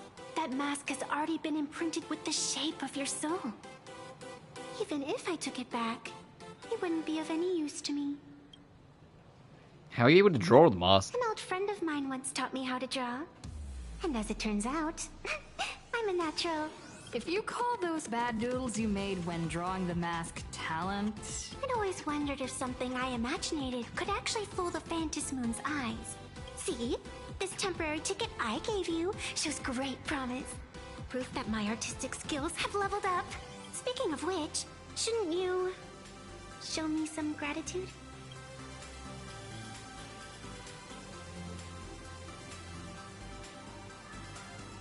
What do you want? Just to be clear, I'm broke. Have mercy, I've got no soul to spare. I've only ever heard of foxes returning favors. The scalpers are completely out of control. I couldn't snag a single ticket to the exhibition. Could you sneak me in? At this very moment, two voices appear on either side of you. They tell you. She did help us out before, but as a dignified nameless, how could I do something as unethical as helping someone sneak in without a ticket? After all she's done for us, you're gonna be stingy about a tiny favor? Besides, since when were we such paragons of virtue? I sure don't remember any of that. Huh? Didn't expect you to be so principled. Guess I'll have to use this trick. Little raccoon, I've actually been a huge fan of yours all along. From the very first page of The Fluffy, Volume 1, Chapter 1, I was already captivated by you.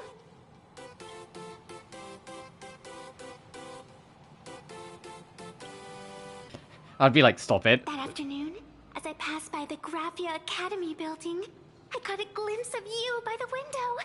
Right then, I knew my heart had been stolen, and nothing else would ever make me feel so alive again. Getting to share a few happy moments with you at this exhibition, that's all I could ever ask for in this lifetime.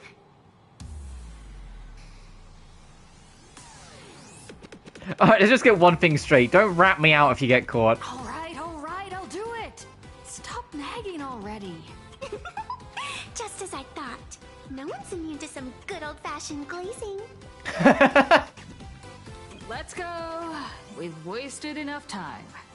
I need to meet up with my friends first. What should I get next? A baseball raccoon? I got the trophy toast slice. Do I need this? Slice of bread is the perfect type, shape, size, and flavor to recreate this classic gag. Just pop it in your mouth and run through an intersection to trigger a dramatic encounter. It's practically law of the universe. So that's your excuse for running into me? I said I was sorry, okay? Fucking this. Or Woof Woof Don plushie. Or maybe I should get an autograph from Blurry. Are you actually following me? No. Hey March, meet this other pink-haired girl I found. I tried, but I still just couldn't keep my wallet shut. Wait, that girl behind you looks kind of familiar. Have we met somewhere before? That's a pretty lame pickup line. This is my pink-haired spirit sidekick. I feel like you're throwing shade at me. Anyway, I've definitely seen her. I think it was at Graphia Academy? Whatever. It's not important. Wait a sec. Isn't this March Bunny from the Fluffy? Oh, the attention to detail is insane! Especially those ears! I'm a fox. A fox. Let me introduce myself. I'm Evanessia.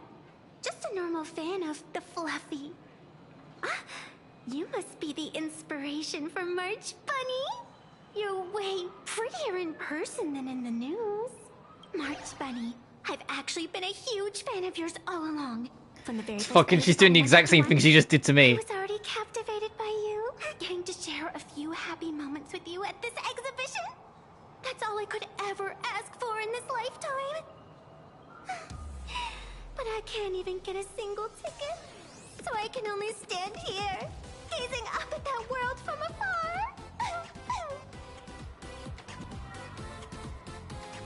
Oh my goodness, a legendary expert on the fluffy. Oh, you poor thing. Don't you worry. I will definitely make your wish come true.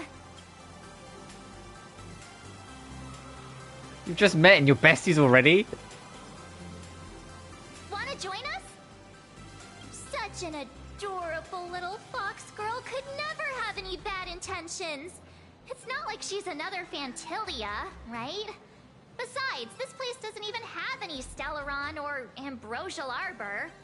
Don't worry, Nessia. Just leave it to me. That's great. Thank you so much, Miss March. Himeko just messaged me. It's about time to head in now. Hey Himeko, I picked up a... Let me just show up this. Like, hey Himeko, I picked up a stray. Another pink-haired girl? What the fuck?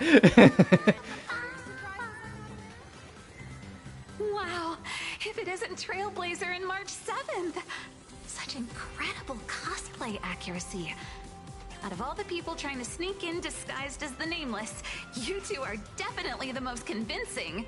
Have you considered the possibility that they might be the real deal? And how inappropriate it is to ask our distinguished guests for tickets. Hello there, we meet again. HQ arranged for me to wait here and welcome all of you. Miss Himeko has already entered the venue. Miss Trailblazer, Miss March 7th, and this is... She's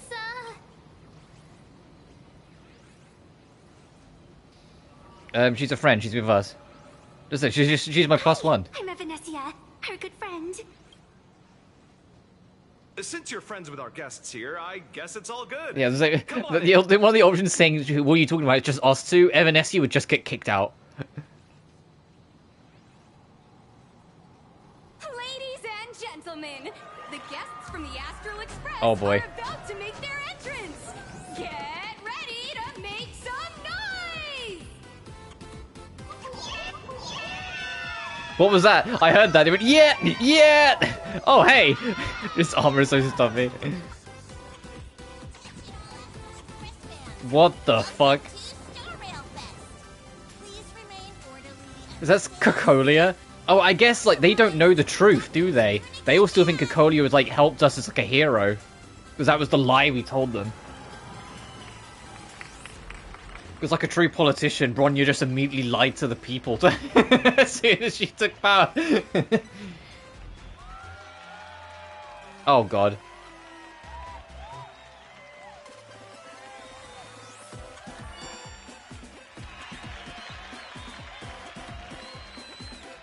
Hello, dear visitors and spectators!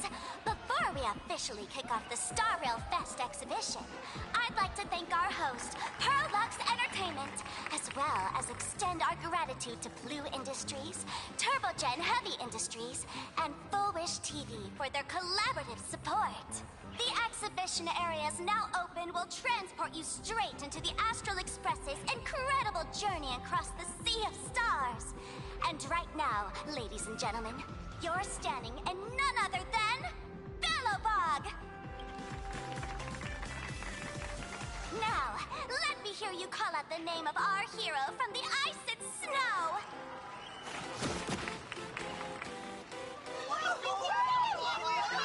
Yeah, because as far as they know, Cocolia was the hero because that was the story we told them. To protect her honor after she lost her mind.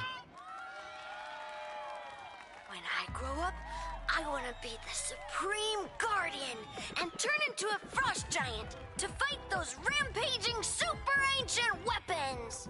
In my next life, I want to be the Supreme Guardian and turn into a magical girl to protect Planarcadia. Wow, all those people just kind of rendered in, huh? Wait, this isn't right. Why is everyone supporting Cocolia? Why is Sparksy the host? What's wrong with having the most popular streamer girl host the biggest event? Whoa, wait. Aren't you supposed to be on the don't the cops want to talk to you? wanted list? That's right. So I'll have to go into hiding right after this job. Maybe I should lie low using my Sparkle identity. After all, what does Sparkle have to do with this Sparksy thereafter? Oh, right. Nameless. Won't you take pity on me and give me back my mask? In your dreams. Yoo-hoo! Since we have two Nameless from the Astral Express here with us today, let's kick off an exciting... Jesus, I was like in the top right corner, audience, who are hovering around 60,000 people. That's terrifying. Sparky's gonna strike again. Here's your question.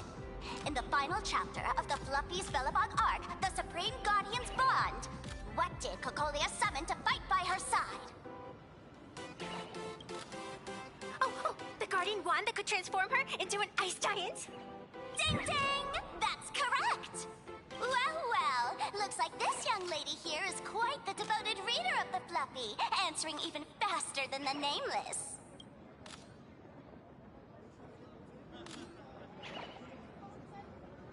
Yeah, but they don't know the truth. Hey, why are you sitting my thunder? I'm a die-hard fan of the Fluffy, you know. And what's the deal with this ice giant?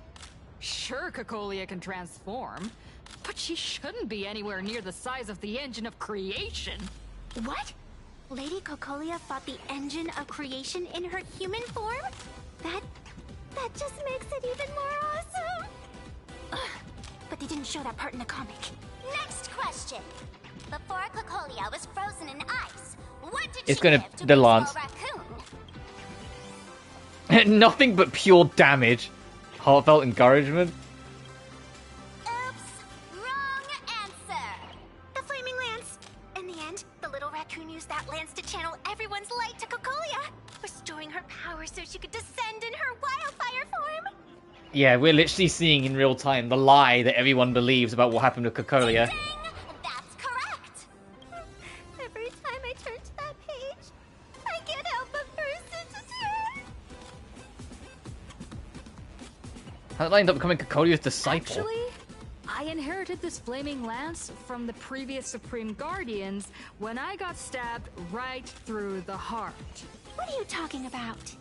In Bellabog's final battle, wasn't it like this? Despite her grievous wounds, the Supreme Guardian transformed herself into a frost giant for the sake of the people of the Winterlands, joining forces with the Nameless to counter the destruction engine that was about to flatten Bellabog. So the Fluffy storyline follows the official Bellabogian narrative? Wait, is that not how things went? Could you at least spill a little? Just a little? Actually, Cocolia was bewitched. See, if the truth about this were to be revealed to the people of Bellabog, the hard-earned peace would crumble, wouldn't it? Nessia, please keep this a secret. Of course, my lips are sealed. But I have to say, I'm surprised that even the heroes of the Astral Express can tell lies. Sorry about that. Pretty disenchanting, isn't it? Not really. They say lies don't last forever. And while Bellabog's future may be built on a lie, Oh, to be fair, they've alluded a couple times in the past that eventually something's going to come Eurilo 6's way, probably tied to this. Like this lingering lie and everything. There's going to be a test that Bronya will have to face. because those people are all my friends. Thank you for telling me about this. The Phantasmoon games make supplicants wear masks. But if you ask me, that's when people really drop the act and face their true selves. Face their true selves? Realize another fucking Persona playthrough, let's go. Hero, the event's not over yet. Come join me on the stage and deliver your decisive strike in the epic battle between Madame Cocolia and the Destruction Engine. Me?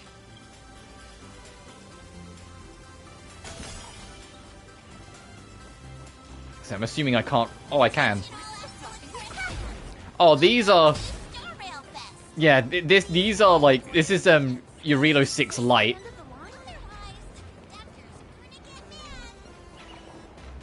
Because these are like the barrels.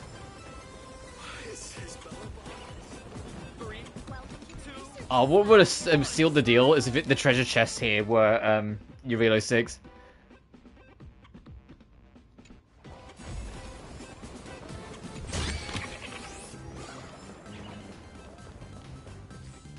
Oh, it's just a side room. Okay. Oh, okay. Now I'm looking at the size. No, this area is actually real fucking big. Okay.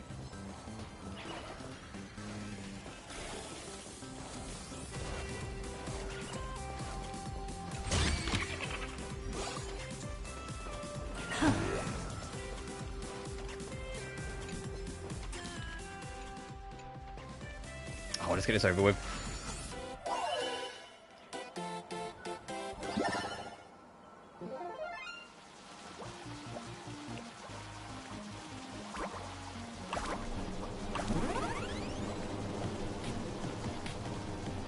Oh, it's like way the fuck over there. Come on.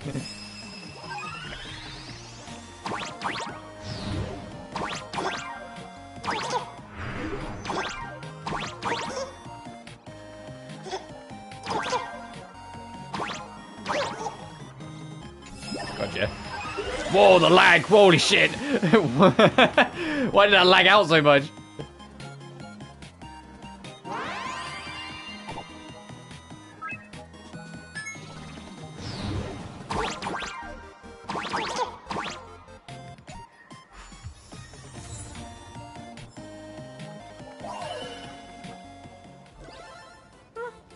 Pretty underwhelming. Saw that. Magical gold Cocolia. I've got to do other shit first before we can touch this. I'll fight you, fuck it. See, my really dumbass team that I just kind of threw together, like, was fine.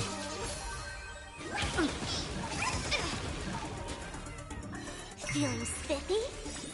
Can you find the answer? Probably not, because there's no, like, preservation or, I forget what the healing type's called. Harmony. Amazing. But then again, it's me we're talking about.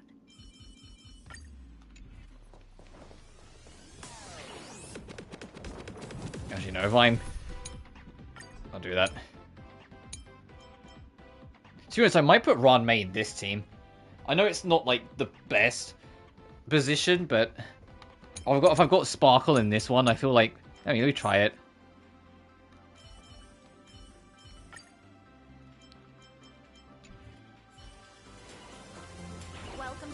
I know that, like, losing Sparkle on that team is going to be a bit of a hindrance, but it might... I'll feel around with it. I don't have Ceredra, so I have to go without one way or another.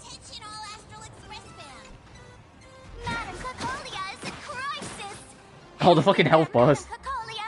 Fear not, everyone. I can see our hero approaching.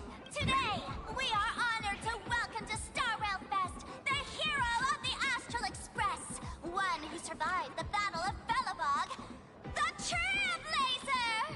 Let me hear you say the name of the Will of Preservation's successor. Trailblazer. Come on, warrior from beyond the sky. Show us that legendary scene again. Ignite your flaming lance. Charge up Madame Cocolia with your power, and let her hear our calls. The host is calling for you. Time to take the stage, great hero.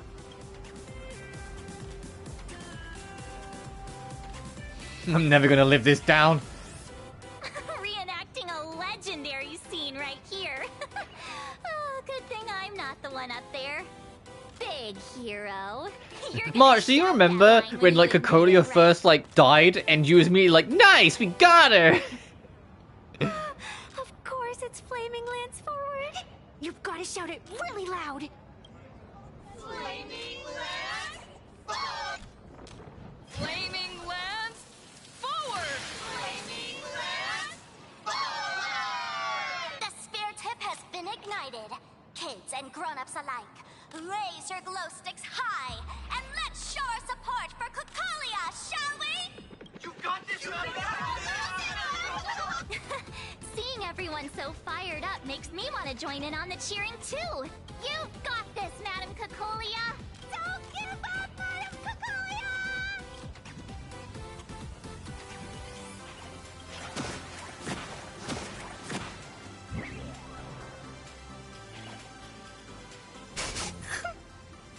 What's wrong, Nessia? I'm getting all emotional. This scene takes me back to the moment I first cracked open the Fluffy Across the Blue comics. The Speeding Express, Dazzling Cosmos, and a bunch of quirky yet adventurous companions. I know the story is fiction, but I really want to be part of it and travel with you guys. But leaving home, that's not exactly easy for me. Thanks for the love. And hey, traveling with the little animals aboard the Fluffy still counts as traveling with us in my book. Thank you for the love. Being able to connect with friends like you through stories is probably the most precious part of this journey. Well said. Shall we head to the next exhibition area then? Oh, yeah, the law food store one. Let's get moving. Burning passion.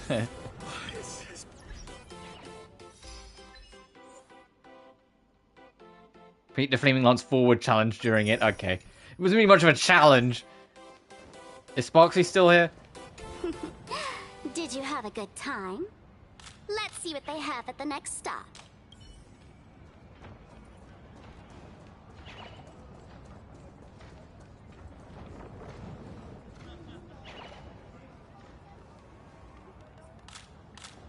Fucking...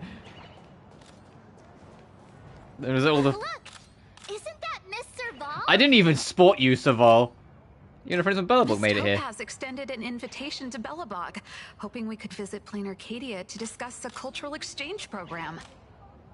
God, I love Serval's design. Another blessing from the I mentioned it at the time. I love the fact that, like, depending on what angle you look at her, you see the different perspectives or like different personalities of Serval. How's everything in Belobog? Great. Everything's great. The ice is melting way faster. You can see the than we researcher that she was, but you can see the rock stars she's trying to be. Frozen cities are gradually being uncovered, and it's all thanks to you guys. Cultural exchange For other program. people, cultural exchange means showcasing products from Urilo, whereas for me, it's all about rock and roll. This place is way livelier than I imagined, and the rock music here has given me so much creative inspiration. Trailblazer. It's all thanks to you guys for lighting that spark back then. Now, it's our turn to carry the torch forward. Belobog style. Like with some mind-blowing rock and roll. You must be pretty busy. After all, a whole exhibition is being held for the Astral Express. I won't take up more of your time. Let's chat later when you're free.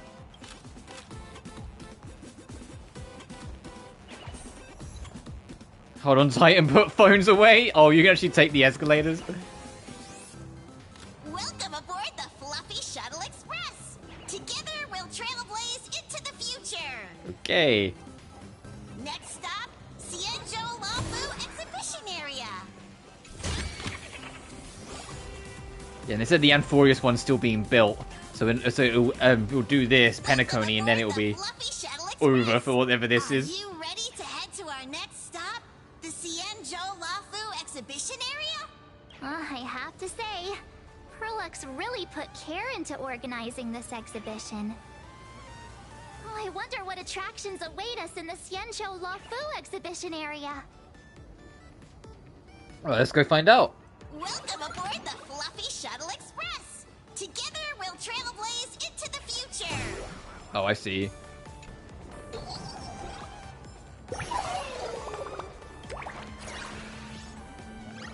Oh, I was gonna see if I could see where it's going, but no.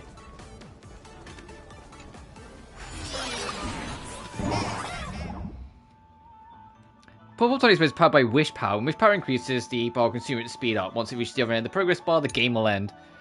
Wish Power crystallizes thumbs up, shoot the car, get close, or shoot to collect them to boost the power. Oh, okay. The audience is welcome aboard, passengers. The Fluffy Shuttle Express is about to depart. Next stop, Cienjo Lafu Exhibition Area.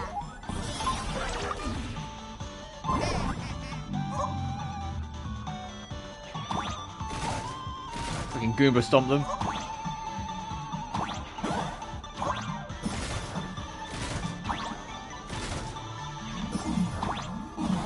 Shit.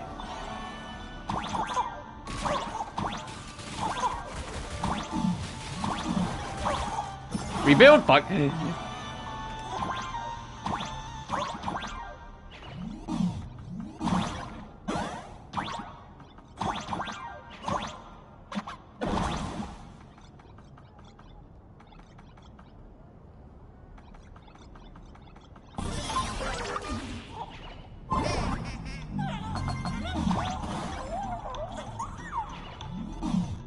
approaching the Ciencio Lafu exhibition area. Please remain seated and hold on tight. Oh, yeah, and this probably would only open once it reaches its destination. Cute. Yeah, this looks very Lawfu. Oh, brr. The frigid waters of Scale Gorge Waterscape are chilling me to the bone. Why is there so much water in the exhibition area? Did a pipe burst or something? I bet this is some cutting-edge immersive theater performance. I gotta say, these tickets are totally worth every penny.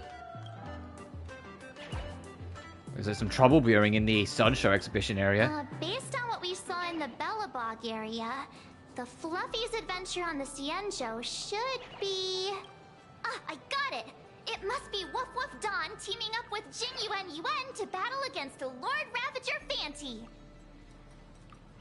Even the villain's name is cute. Those cutesy wootsy words make me sick. I'm so jealous that you guys still get to experience the joy of seeing the Fluffy for the first time. Well, it's fine, because this means I get to show off all my knowledge about the Fluffy. When people talk about the Astral Express's most memorable moments in the Ciencio War, it can only be the epic fight. The triumphant return. The epic fight! What?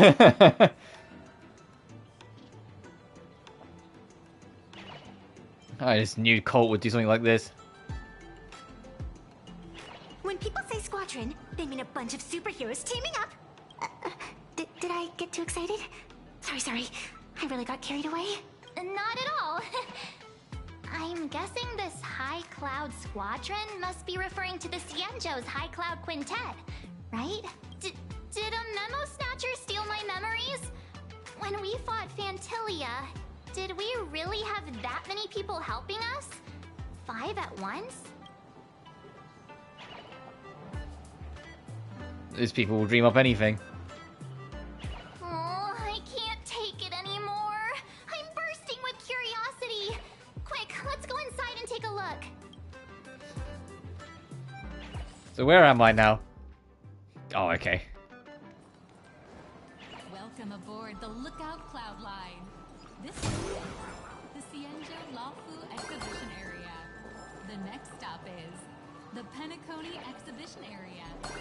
The train is Next up is the Penacony one, yep. Please mind the gap between the platform and the doors, and take care of your personal belongings. Thank you. I do all the reporters from Verboba Weekly. What an exquisite Ciencio outfit. Loading. Yep. This does... Holy moly, they nailed the Scale Gorge waterscape. Yeah, this doesn't look like it's supposed to be like this. Completely submerged. Little raccoon, I want to see that thing. Rending my form. Rending my form, setting free. A thunderous roar, a symphony. Aw, hold it right there. Please do me a favor and stop that. Nessia means that thing. With a flick of the hand, the ancient sea splits apart. But that was done hung. Wolf of Dawn, I've actually been a huge fan of yours all along. From the very first page of Volume 1, Chapter 1, I was already captivated by you. Dun didn't even show up today. Who on earth did this kid learn to ask favors like that from? From March Bunny in the comic, if you must know. What? This is absolutely the biggest personal attack on me ever! Never mind. I'll go ask someone about what's going on. Yeah, clearly something's not working the way it should be. Fancy goes round and round, round and round, round and round.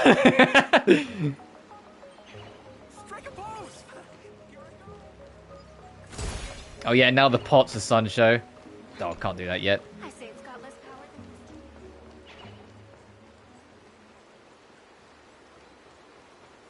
than Doesn't match the As an old fan, I think the Xianzhou chapter is until the stage event.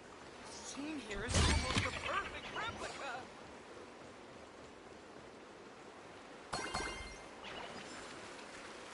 There are people just sitting ankle deep, huh? Okay. Where might those lovely stellar jades be hiding?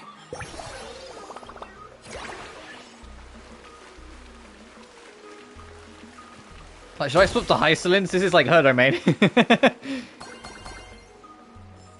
I mean, quite literally, like her paradise that she was given, she was quite literally taken to the waterscape.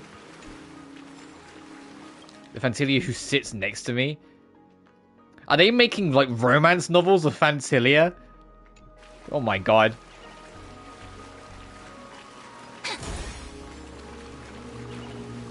Hey host, this immersive theater is getting a bit too immersive, don't you think? Ugh.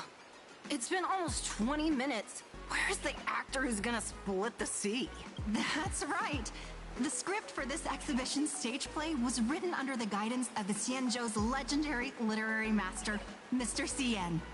We guarantee you'll get an authentic recreation of the Express's most iconic moments. It's just a burst pipe, isn't it? Oh, it's you! Trailblazer! I don't know what happened, but water just started gushing out everywhere. Please, save this exhibition area like you saved Scale Gorge Waterscape before.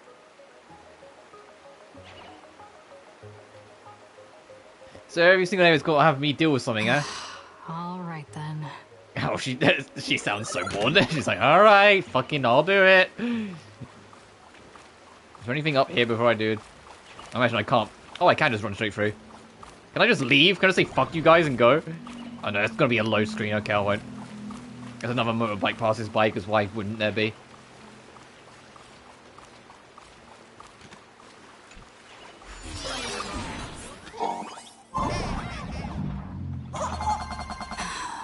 I come to sightsee, I do hard labor. Fix these pipes. All for the audience. Oh, Stell. The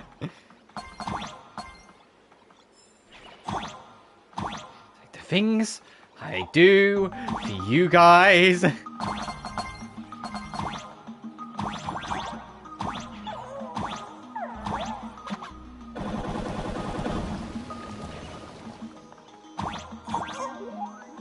That's one pipe fix.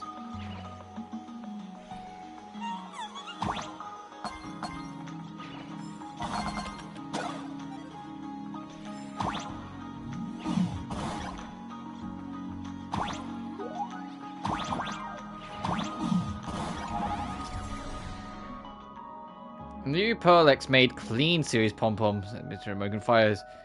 Cannonballs that identify trailblaze monsters, trash, and sweep them up good. Time is right and lands on the missile, you can dodge the blast damage or use the explosion to perform a jump without consuming energy. Oh!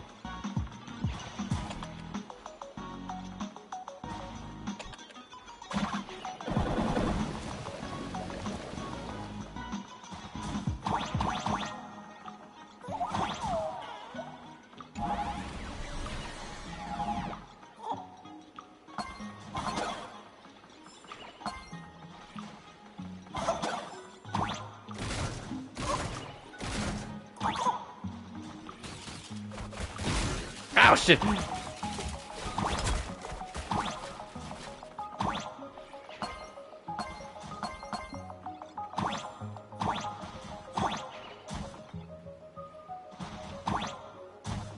I'll try this.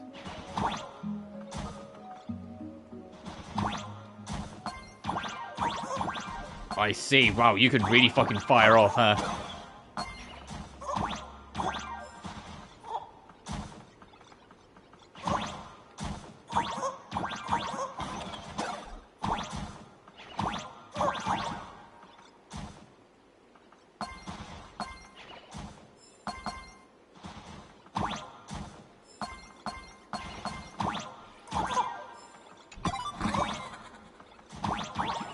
was about to say, is this how I get to the other one over there, but it doesn't look like it.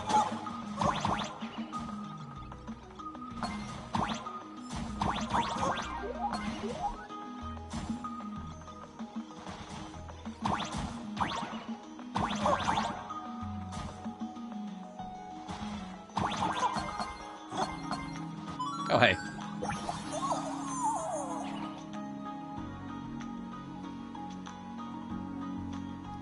Sure, dude. Why not?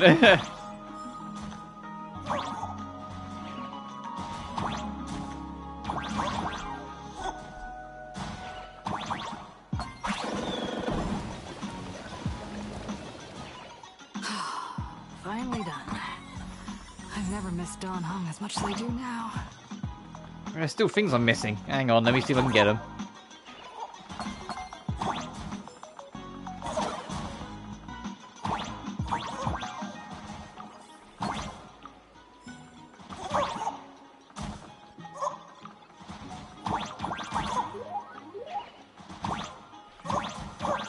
So there's a portal over there. There's that gate there with that treasure.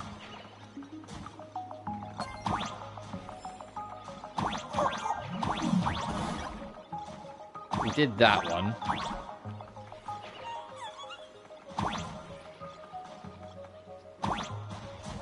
There's nothing there.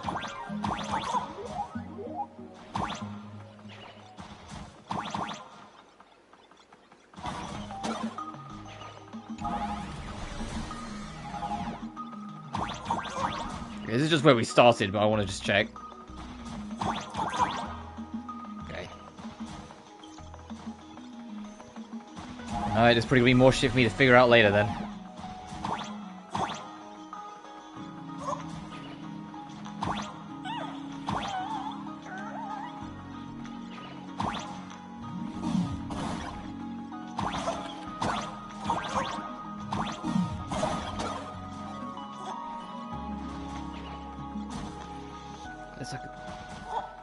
It's annoying, there's a whole fucking section.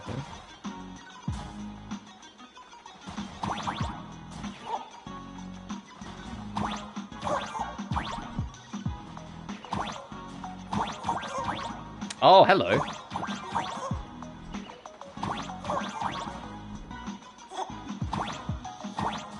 What do we got here? Oh.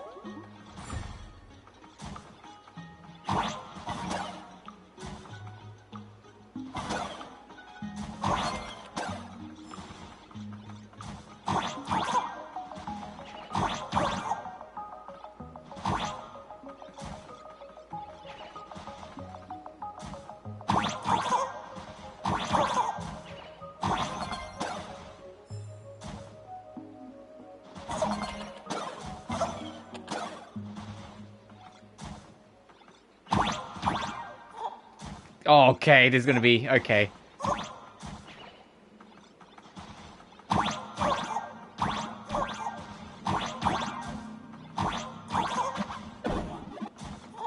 Get it.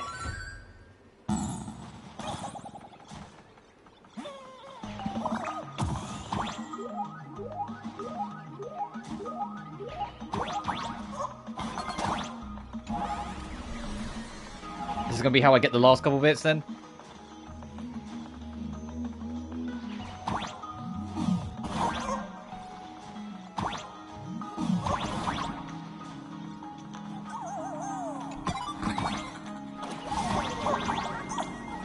There's still one thing we're fucking missing. How do I get way up to that treasure chest?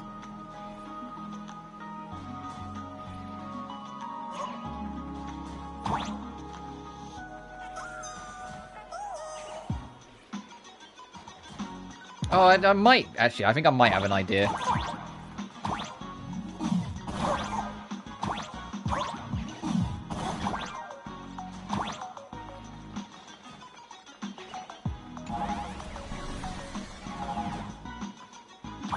You might actually have a very simple fucking solution, if I'm honest. Hang on.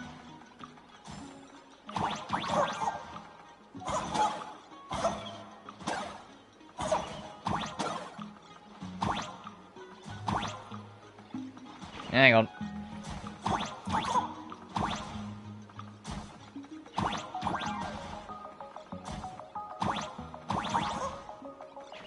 Is it just as simple as you just jump? Yep. Fucking as soon as I saw, I was like, huh, that pipe seems a little like further back. Maybe.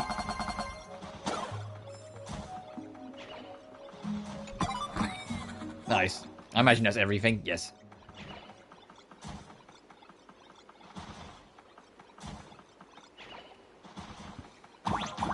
And a little bit of investigating and we're good.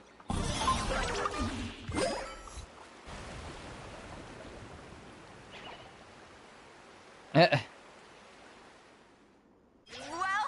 dear visitors and spectators. At this moment, you've arrived along with the Astral Express at the ancient and mysterious Xianzhou! It's the Xianzhou Luofu! Oh, that's right! The Xianzhou Luofu Scale Gorge Waterscape! Let's give thanks to the Trailblazer, hero of the Astral Express, who not only saved the Xianzhou Luofu, but also happened to save our little venue today! Whew, and now, it's showtime! Adapted from the true adventures of the Astral Express, we present Battle at Scale Gorge Waterscape! High Cloud Squadron, assembles! Thanks to the support of Full Wish TV, we invited the 4 main stars of the action hero series, Daybreak Squadron, to perform in this show! And now, Trailblazer, please come up on stage and reenact that heart-stopping battle where you drove away the Lord Ravager!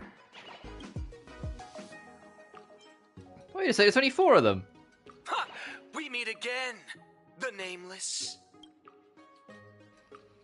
Can you at least change costumes? I don't think that's necessary. Aren't we supposed to be the heroes of the Xianzhou? Why do the Xianzhou's heroes need to rely on others to save their land? Same as us. Shouldn't the heroes of this world be able to protect our own people?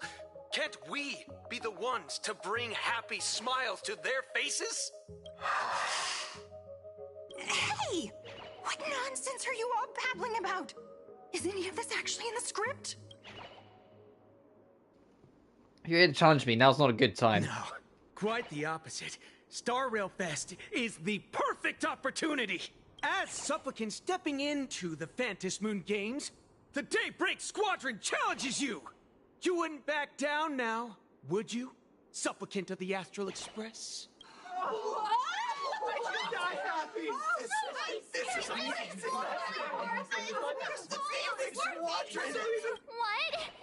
This is way too sudden. These people, something's not right about them. I feel like they're way too hyped up. Even characters in action comics don't talk like this. Evanescia is not as tall as I thought she was. Like, she's actually smaller than March. Cover for some massive conspiracy. I've got to fight alongside her. March, you need to have faith in her abilities. Okay, I say that. Now she's straightened up, she's around the same height, but just for a second there, she looked she was smaller than March.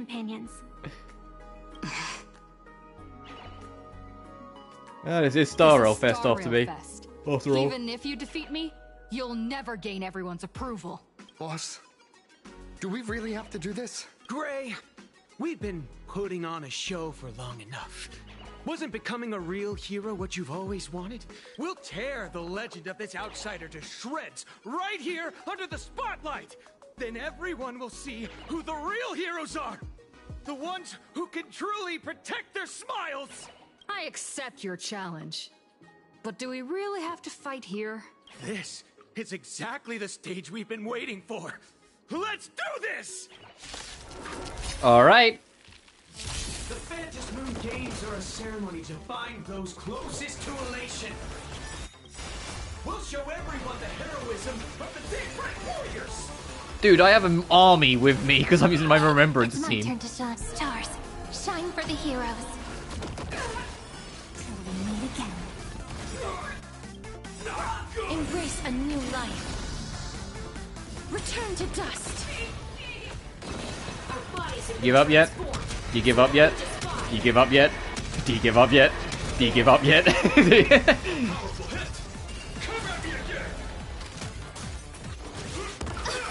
Time for some sweet dreams. Your time to shine. You don't stand a chance against me. I shall remember this one. Don't worry. Night falls. Good night. Rise and shine. Embrace a new life. Darkness wake me. Man, Cyrene got one, count it, one turn. Can we talk? Once a supplicant's challenge begins, it won't stop until one side falls. Don't get it wrong. This is just a prelude to the real showdown, witnessed by the Phantasm Moon! I think the biggest thing with Cyrene, if you get her, if we don't have her, whenever a rerun drops, is the fucking speed check. There are some characters that do kind of, sort of require you to get at least a set amount of speed, but if you don't have it, you can kind of make them work. Cyrene, no. One of her abilities straight up doesn't trigger unless her speed reaches a certain level. There's a second round. Just what exactly are they planning to do here at Star Rail Fest? I was right, supplicants really won't pass up a chance. Is this the supplicant lurking beneath the surface that Pearl theorized about? But which of the 4 Daybreak Warriors is the supplicant? Well, judging from their strength, I think it might be the red one. Ah, forget it. We should go check out what's happening outside the exhibition area.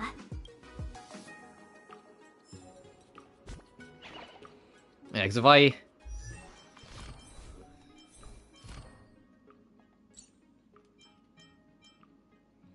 Yeah, when Cyrene's speed's 180 or higher, so there's actually an actual threshold limit, and then you get the boost. And you see, my speed barely breaks it. It's 182. I've seen some people have 200 speed on her, but I'm like, no, I got enough. It's cool. And Cassie doesn't really need that much speed, I feel like. I'm sure there'll be someone that'll tell me I'm wrong. Just because you build up energy in the background regardless, and then once you summon the dragon, she goes immediately. It doesn't matter. Once Pollux is on the field, you just go.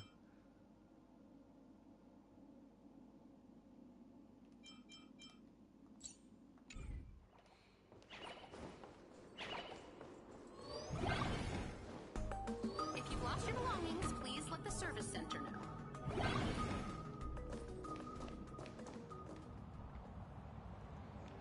Oh, I guess we're out of the present. I don't know what the word is. The demonstration area. So this is just part of the city again.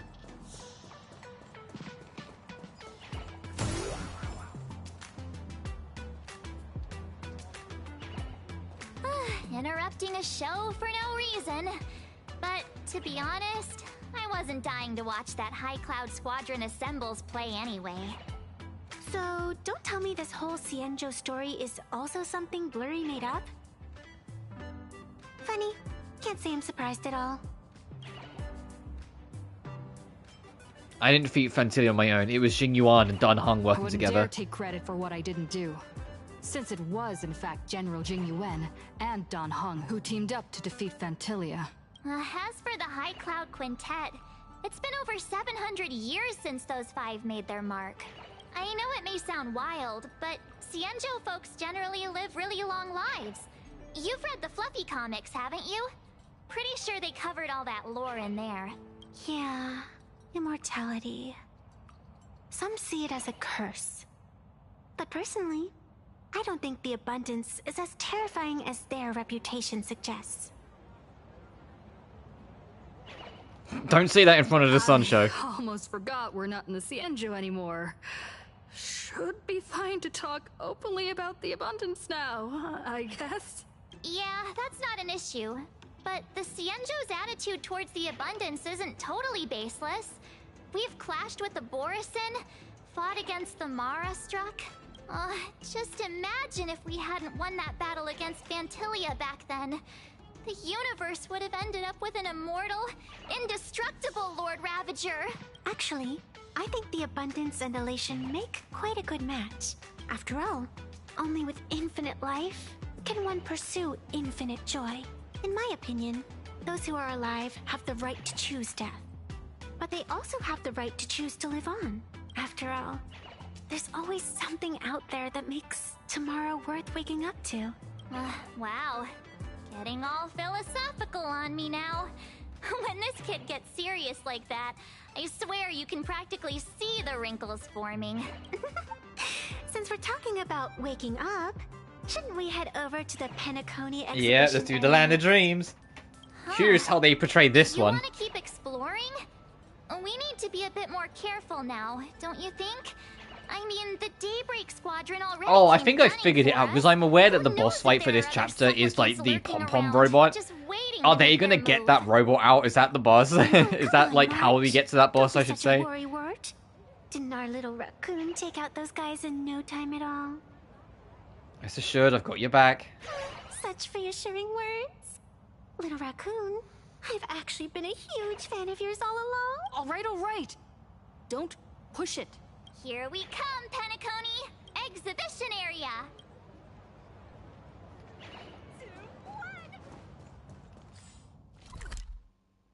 Oh, okay. I was about to say, how do we get to that? No, you go up and around. Let's poke around first. Because I think there's more stuff down here as well. Oh, there literally is. There's this here as well. I was more looking at this, but no, we can do this.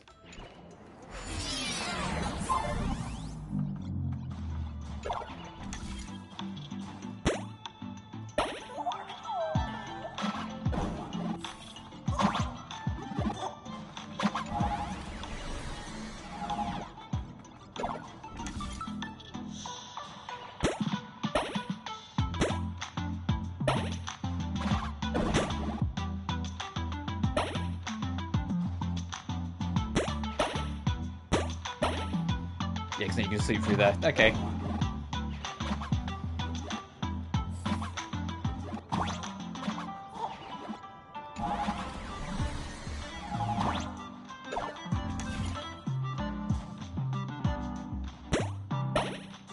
Oh, interesting.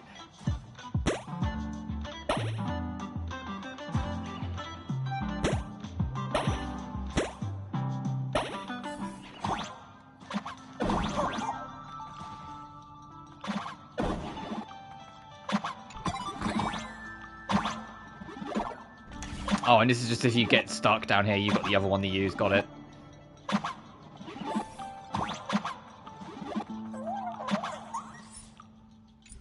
That's the lead. What are we missing?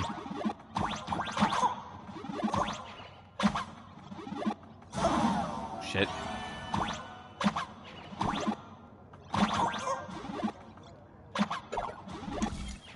Oh, I can see the treasure. No, I think that's just on the field. I don't think that's side to this.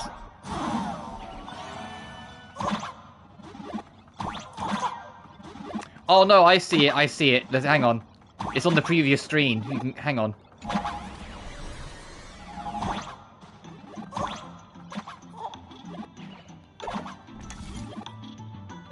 It's there.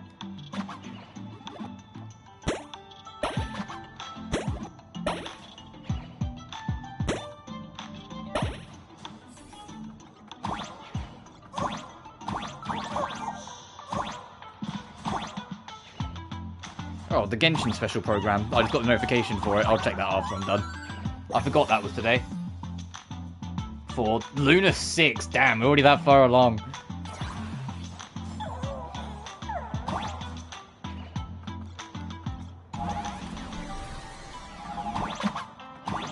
I am interested in this patch coming up for Genshin though, with the mostly for the Temple of Asmodee. I know there's not going to be story stuff like that, like main story stuff. I should say there'll be a world quest. Those lovely stellar jades be hiding. And I know that we're getting the pink-haired girl. Is it Lina? Is her name? The pink-haired angel girl that looks adorable because she blushes at everything. So of course she looks super adorable. Which no, I'm not rolling for. I'm on the grind for Sandrone, who is like fucking. We're getting there. 2 patches away. We're going to start seeing Nicole shop in the beta very soon, which is going to be crazy in of itself. That we can that Nicole's coming. Please share them with me. But it's a patch after that, so slowly. It is funny though that after the patch coming up, the next patch, like, because we got the patch coming in April in 2 weeks' time, but then the patch after that lands on the 20th of May, which is my birthday. So I will still do like a birthday one-off stream like I do every year, but I'll do it the day before. Like I'll do it on the 19th, and then Genshin will be on the 20th, which will be also the Nicole patch. I'm not gonna roll for Nicole because I'm saving for Sandrone, but still.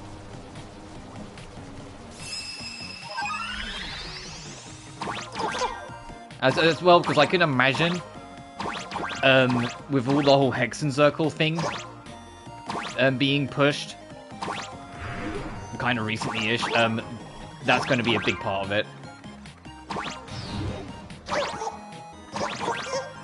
Like, her kit, you're going to need to use, like, Venti and Klee and, you know, those people to get the most out of it, and I'm just not interested.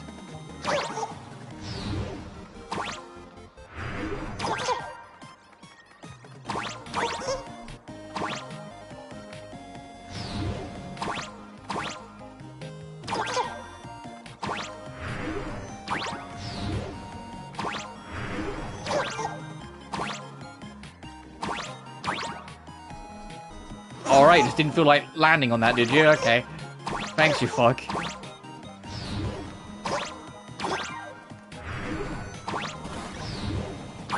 Oh, you're a bad block. We can't even, like, stay on you. Great.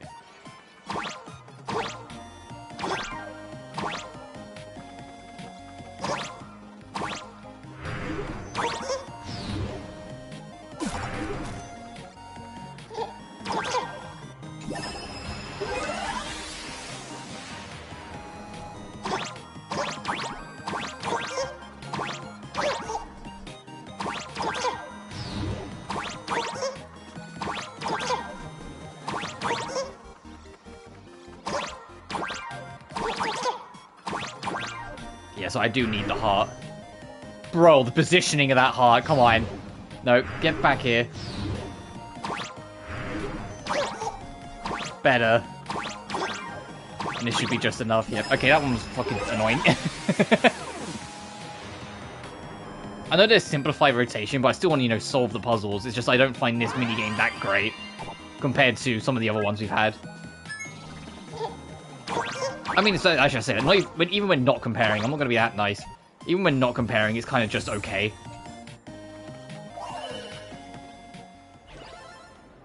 Where might those lovely stellar jades be hiding? Cyrene is the fucking meta. It break every time.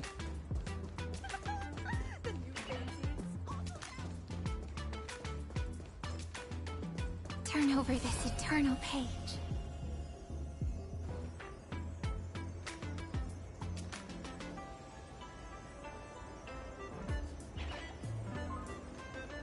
Oh, hey, Himiko.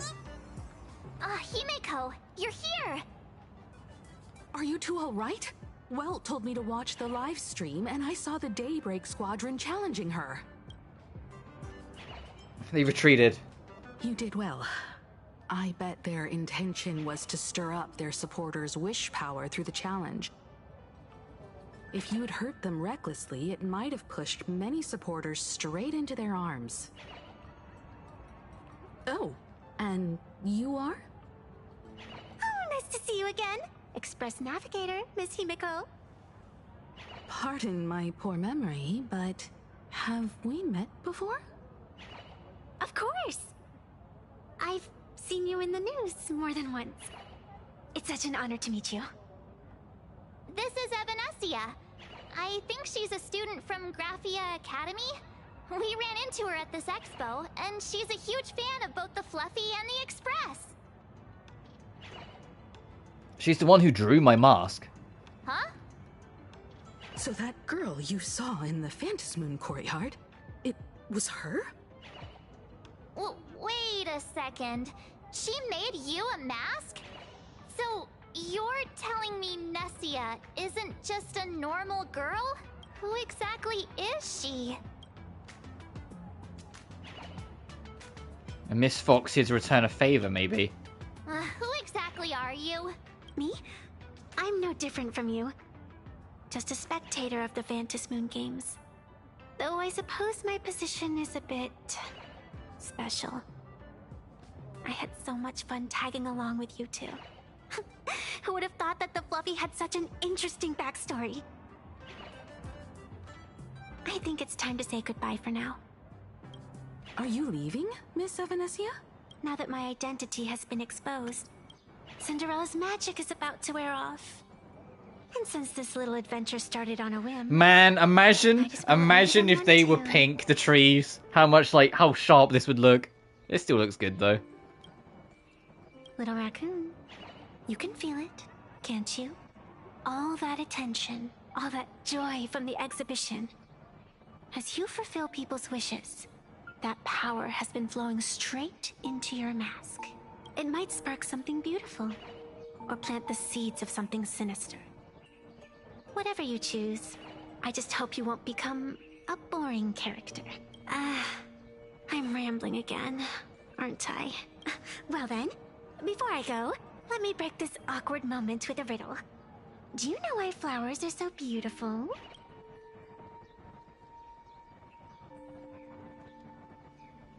Is it because of the person walking among the flowers? You're romantic, aren't you? But I have to say, wrong answer. Because flowers are always so fleeting. Ah, you left your own special effects behind. She's gone. Unexpected people and unexpected That's fucking... I didn't even spot that. The wall of the trees and behind her and shit. It was literally just a wallpaper that she just brought up. Fucking goddammit. She's such a shit. As someone who can create masks and allow others to become supplicants, there's no way she's just some ordinary girl. I just don't know what to make of everything happening to you. Mom, I promise you won't lead me astray. Sorry, I'm just being overprotective. All right, time for us to head out. Where to? Let's continue forward to the next stop. The Penacony exhibition area. I have a feeling that the Daybreak Squadron's challenge isn't over yet. As the stars of this exhibition, if you left just to avoid conflict, all the spectators might think you chickened out and fled. Darn it! This whole Daybreak Squadron business has got me on edge. Somehow I can't shake the feeling we're being watched. Here's some good news. At least we aren't completely without help. Pearl's people are on their way to the Penacony exhibition area to join up with us.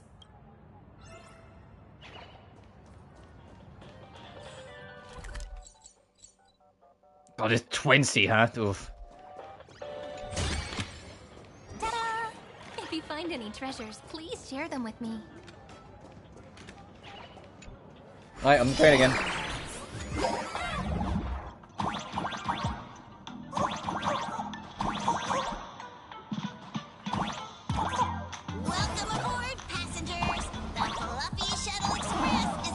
Oh, we didn't even realize it's fucking spikes. Next stop, Penacony exhibition area.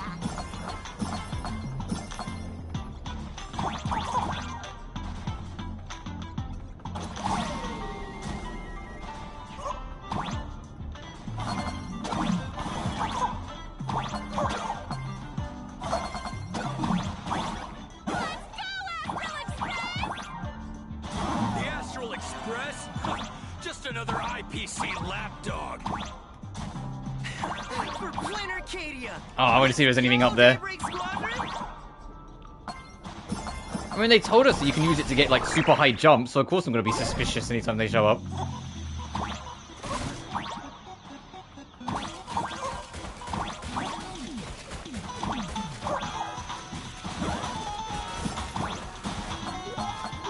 Definition. It's the fucking Robin song playing.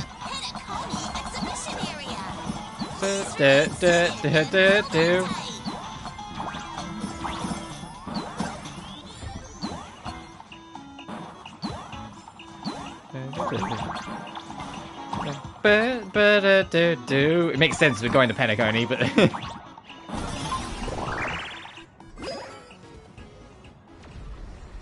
oh goodness. Is that supposed to be? That's supposed to be the order? Would I get run over by the express if I lay down on the tracks? Yup, and you get blasted straight into a comic book. Who knows? Maybe you'll be reborn as some superhero or something? That's what I call true happiness.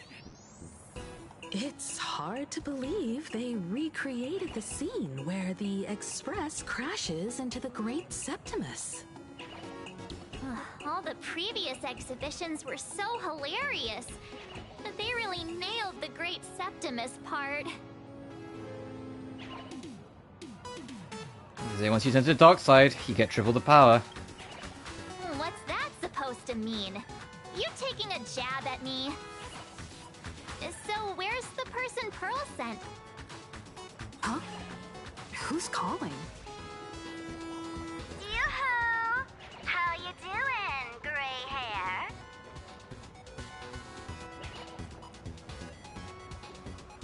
hair? Not giving back the mask. I'm not giving the mask back to you. Get over it. I heard about your big fight with the superheroes, and since I actually respect you as a rival, I thought I'd give you a heads up. You might think you scored a massive win in the Phantom Moon Games, but most people probably don't see it that way. Anyway, the news is on right now. Why don't you go check it out?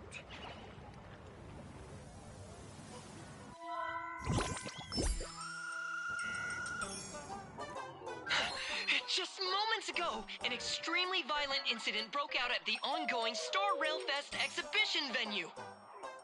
The Astral Express supplicant Trailblazer brazenly launched a brutal attack on the beloved local heroes, the Daybreak Squadron. The scene descended into total chaos. Oh my! This is terrifying! Didn't this nameless just defeat Sparksy and save Grappy Academy? Was that victory still not enough? Could she, like the defeated Sparksy, now be a threat to everyone's safety? How chilling! In the video footage from the scene, the Trailblazer claimed her act was to demonstrate the so-called trailblazing spirit of the Astral Express to this world. You don't stand a chance against me. Is this what she calls the Trailblaze? Using brute force and violence to strike down the guardians of this Arcadia and trample over our own heroes? Was it a sudden violent outburst? Or was this the moment her true heartless nature finally came to light? Full Wish TV will continue to follow this shocking incident. Stay tuned and don't go away. It's all over the internet now.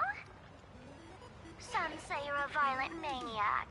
Others think you're behind the bloodbath in Delphbrook, that you're the second herald of death. Oopsie. How are you feeling right about now, Someone's definitely putting strings behind my back.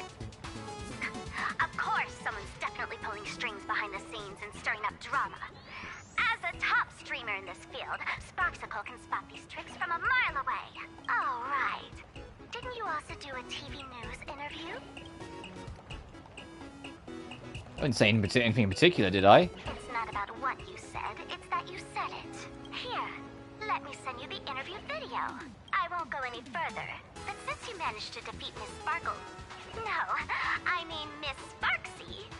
I don't want to see you embarrass yourself in front of those clowns. Good luck. See you around. Hi! Trailblazer. Sorry to bother you. We're with Full Wish TV. It's our lucky day running into you here. Do you have a moment? Keep it brief. I've got plans later. First question. Seeing as Planarcadia was the starting point of the Express's new voyage, how would you describe your impressions of this place? Planarcadia. Everyone's chasing the latest trends. Looking for fun. Interesting. Throughout the history of the Phantom Moon Games, He cut out like 10,000 words. He cut out like the rest of the paragraph. as yourself participating, as the He literally did the fucking the Scooby-Doo 2 scene, the fucking knowing what you guys are like, you're just gonna put something like, I think Schoolvale sucks. And we had an interesting interview with Fred. I think Schoolvale sucks. That's an impressive answer. Speaking of which, after joining the games, you immediately went to defeat Miss Sparksy, who represented the Masked Fools. What are your thoughts on potentially facing native supplicants in the future? The other native supplicants? Way too dangerous. I'd rather defeat them. Yep, twisted the words. Speaking of local supplicants, we've noticed that Star Rail Fest is Perlux Corp's way of... At the end of the day, this is a festival for the IPC's interests. Madame Pearl and Perlux extended such a warm invitation. I'm not one. Wait, what? This is totally a malicious... We heard it all before. You could hear like the voice edit. How shameless. They're trying how to twist words. Over these 15 years, the nature of competition in the Phantom Moon games has evolved. The Daybreak Squadron's taunts were just smoke and mirrors. The real game is being played in the shadows, where our opponents have mastered the art of weaponizing public opinion. Come to think of it, it's only natural. After all, the true stars of the games were never the supplicants on stage, but rather the audience, whose gazes they command. Indeed. The audience is all fired up, waiting to see you work your magic, kid. But you know what? I bet what they really want to see, deep down, is the Daybreak Squadron taking the Astral Express down a peg or two. Oh, well. If it isn't the folks from the Astral Express. Fancy meeting you again. This storm online is several times more intense than the day you stopped SparksyCon. Miss Kuchiba, you've seen all this fake news too, right? What are you here Pearl for? assigned us to investigate the Sinwish Syndicate massacre. But every suspicious thread we followed led us from the Research Society of Happy Smiles straight to the Daybreak Squadron. And then there's the one pulling the strings behind the scenes. Full Wish. Full Wish? Oh, you know that name. Now this is getting interesting. She was my junior at school. 15 years ago, she was also the only student who survived at Graphia Academy. The good news is, your junior is living better than anyone else. She owns TV stations, charity organizations, has a huge business empire, and wields both wealth and power. Oh, as for the bad news, she's probably plotting something for the Phantom Moon games. And I mean the worst kind of something. My gut tells me that the Sinwish Syndicate massacre, well, that's probably on her tab too. Madame Pearl sent Mr. Ashvale to ensure everyone's safety. Of course, I understand that with the Nameless's skills, there's no real need for extra protection. But Madame Pearl didn't want to take any chances. Long story short, feel free to use me as muscle. No need to be shy about it. Counting on you then. So, are we still heading to the top of Pom Pom Tower? We should keep moving forward. If my guess is right, the Daybreak Squadron will launch their second attack there. Forget about any fantasies of fairness and harmony. From this moment on, the Phantom Moon games could follow in the footsteps of what happened 15 years ago. Once this battle turns bloody, fear will seep through the screen and become some supplicant's wish power. See, that's the problem with modern society. Good news stays home, while bad news spreads like wildfire.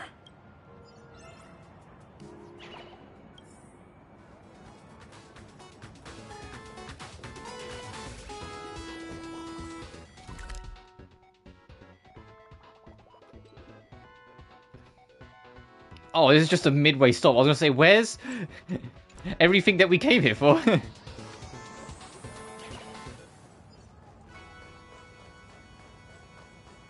Oh, okay.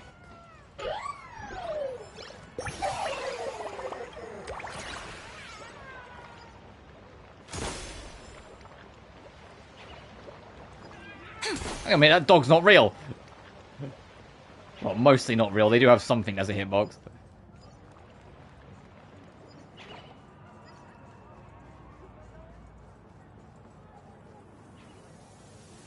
Oh, let's get this over with.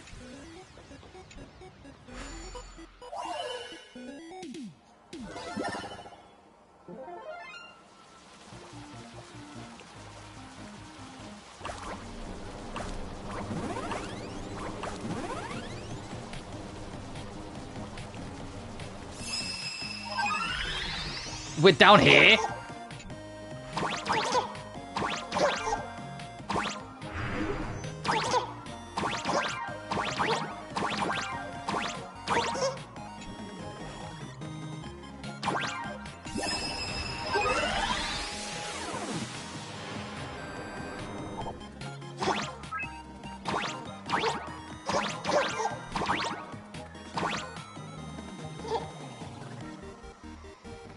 I need to find another switch. I'm gonna have to flip it to get it, aren't I? Actually, I'm not gonna reach it from here. Fuck your switch.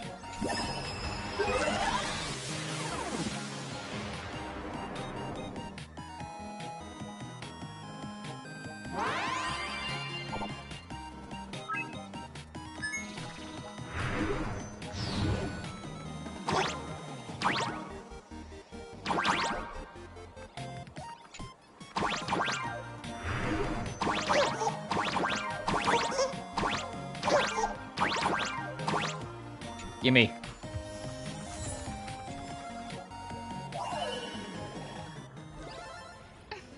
Aren't I smart?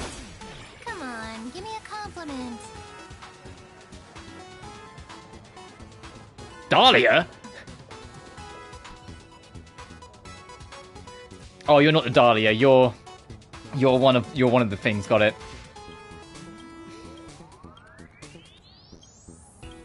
Yeah.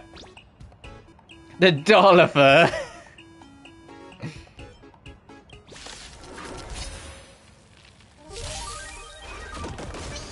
Kinda hurt. Have some sunshine. I'm about to say, there's no way she's just casually here like there's out in the wild. Stars, shine for the heroes. Till we meet again.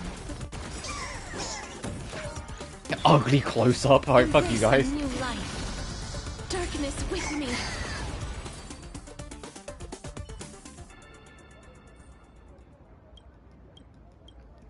Okay, get back to work. What do I pay you? You don't pay us. Go on. Disembark in an orderly manner. Please mind the gap between the platform and the doors. And take... To move forward, we'll need to fuel up the shuttle express first. Okay. I guess I went all the way around it. What's this one first?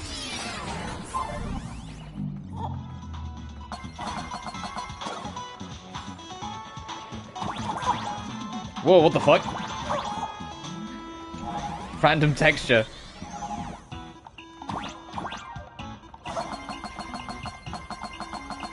Clocky! TikTok, please help us!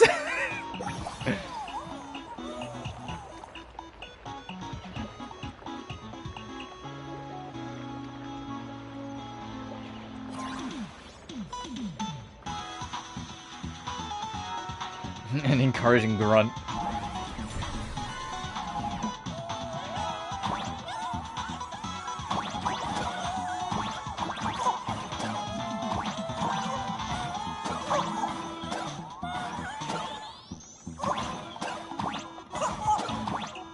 Cute.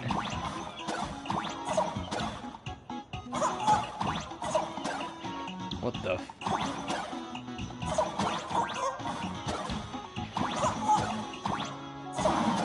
Shit.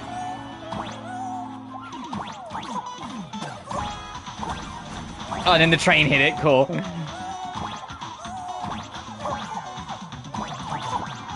We're missing the Himiko. This is the will of the weak.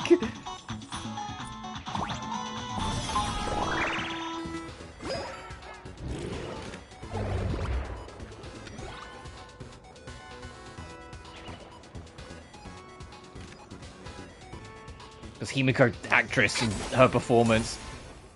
Is it Sia Court? Is her name? I keep forgetting. I have to check now. But her performance is genuinely, like, phenomenal.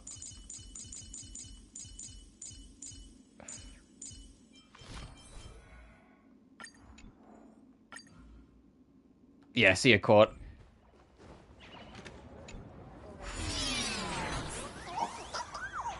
Come on, let's fuel up the express.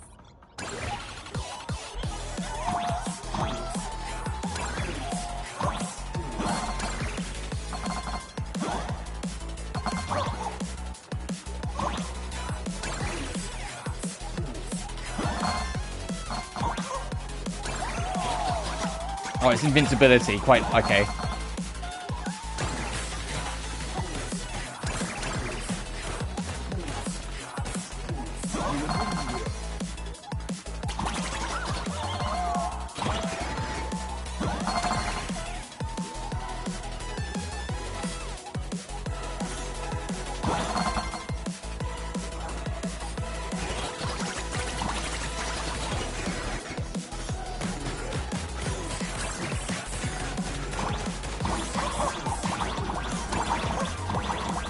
Come on, I want to take that path. Come on.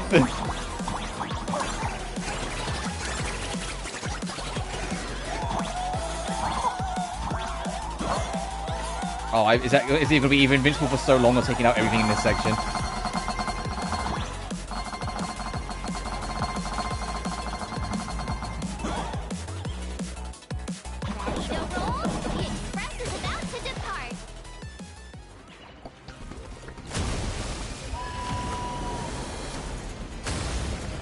Yep.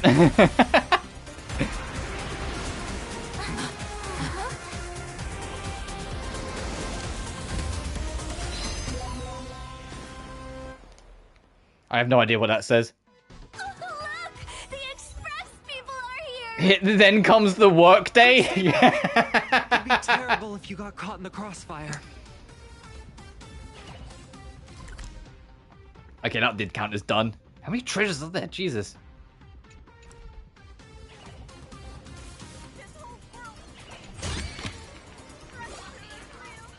Because when you beat Sunday, it said, and the achievement you got was and then it was Monday.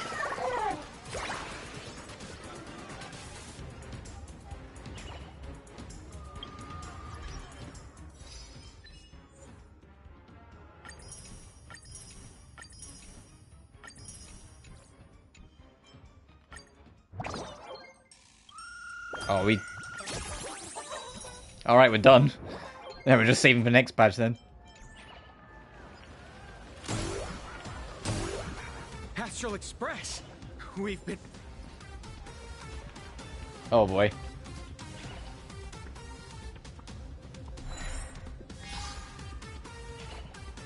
The Astral Express. Just as I thought you weren't going to show up. Oh, you brought help? And it's an old friend. Been a while, old man.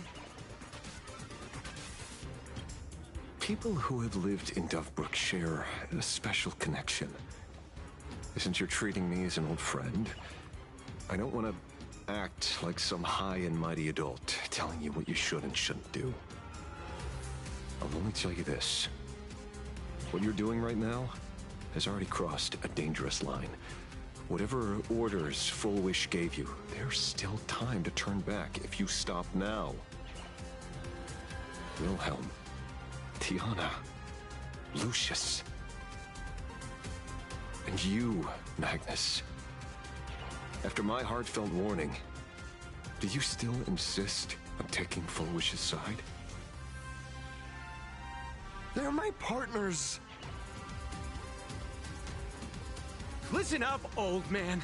Supplicants' challenges during the Phantasmoon Games have no restrictions. That means you have no right to stop us. Like the Herald of Death. Oh. We're not the Herald of Death. And we're definitely not here for bloodshed this time. We will prove to the people that we are true heroes who can protect their happiness! The Astral Express. These visitors from beyond the sky claim they saved the cosmos from a Lord Ravager. But who knows what the truth really is? This so-called saving the cosmos might just be another scheme of the IPC. Just like us back then. Putting on a show on TV, desperately trying to comfort the kids in front of the screen. Tell those children. Tell my past self that when the Herald of Death comes, there will be heroes who put themselves between everyone else and a threat. Captain. But where were the nameless of the Astral Express when we children needed protection 15 years ago?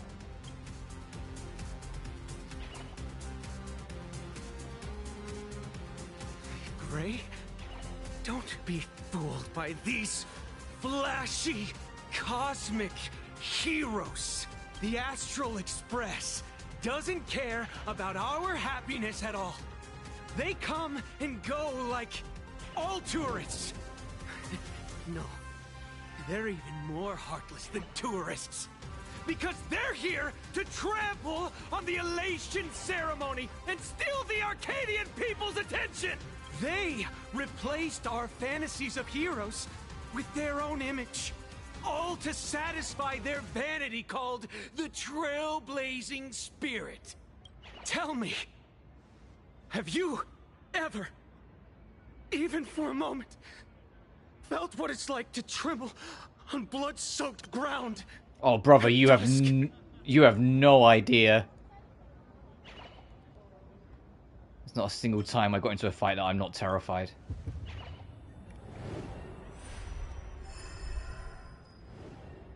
I'm afraid of losing my companions.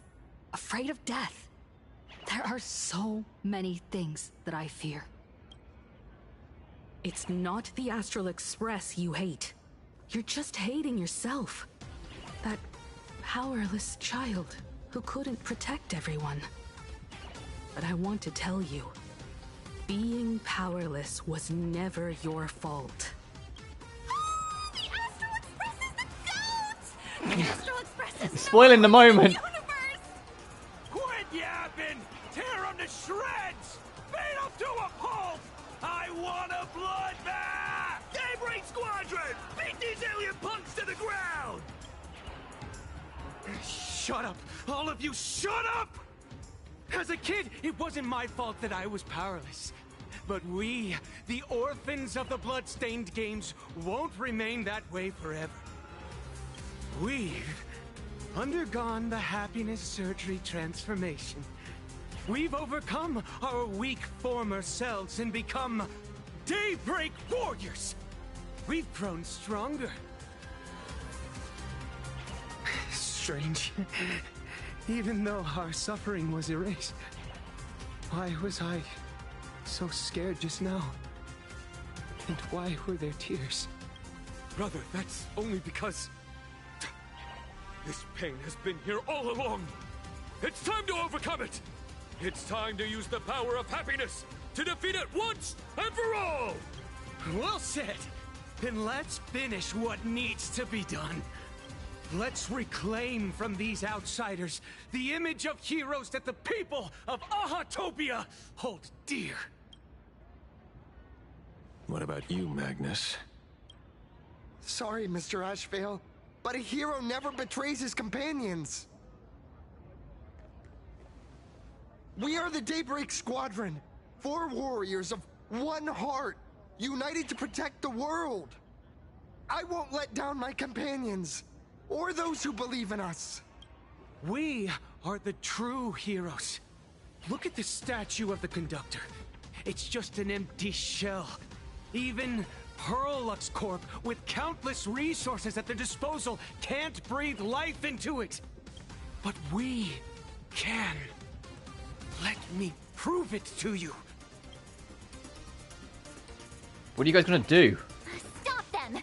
Don't let them drag the Astral Express's name through the mud! I shall provide the wish power to awaken it. I shall become its skeleton and allow it to stand! I shall turn into the fuel that drives it forward! I shall become the core that makes Jesus Christ, guys, you're not actual Power Rangers. You know that, right? Jesus Christ.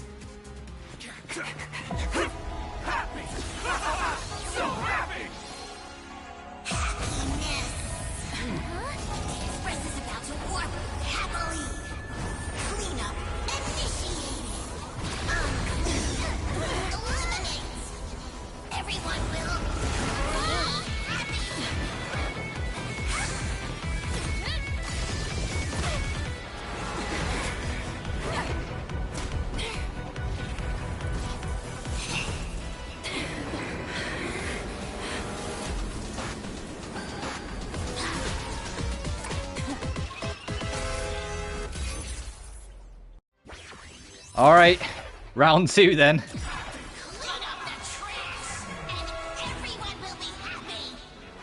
We had our first round fight with Sparksy, now round 2 is the fucking King Pom Pom.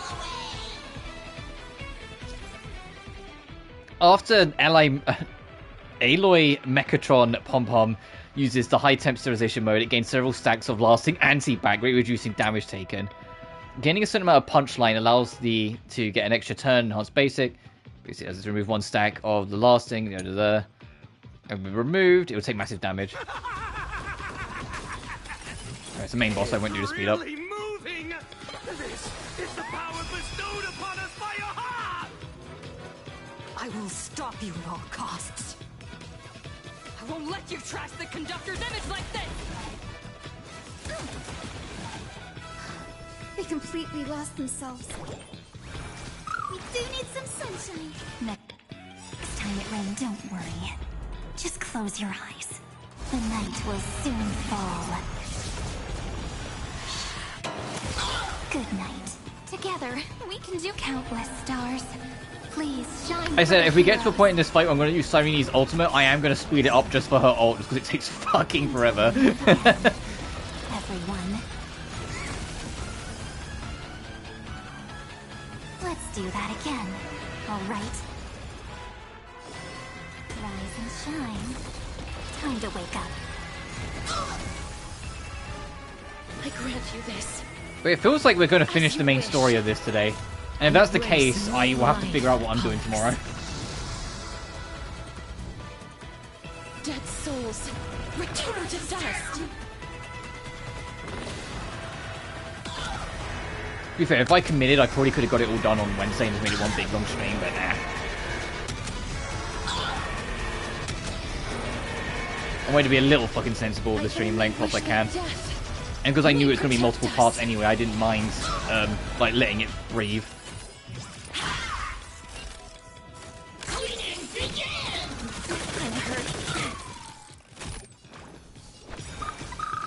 Everyone's been waiting for us. Thanks. I'll energize. Dispel the gloom. Restore clear skies. Once more. I shall remember this one. Insufficient cleaning power! Did you hear that? Aha is beckoning us!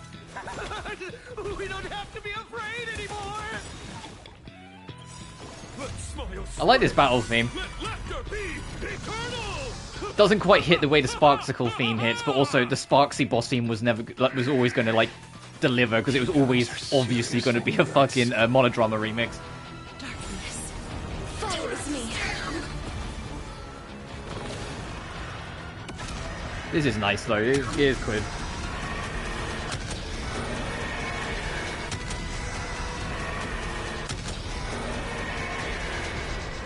I only wish that death may protect us. The Astral Express is nothing but the IPC's lapdog. No worries. We've already dealt with one of them. It has a gun in its hat? What? A few more. What did you say? Endless flowers. Please bloom for tomorrow. I'm going to speed this up because it takes forever. Waiting to be woken up by a shooting star. Remember me with love. Okay. May time watch over the Evernight. Don't blink, there's a surprise. May life and death sprout new buds. Rewrite destruction with me. Wow, that does very little damage when she's got that wall up, huh? But now, it's your time to shine. Don't Yeah, once I have a full elation team like set up, this boss will get fucking devoured. Because it's very much built around the punchline mechanic. Good night. May this faint light. But instead, we had this problem in Amphorius, where it's like when I didn't have any like real remembrance characters whatsoever, it was a bit of a mission to get through some of those fights because it was clear they intended you to use it. Embrace new life, Pollux. Dead souls, return to dust.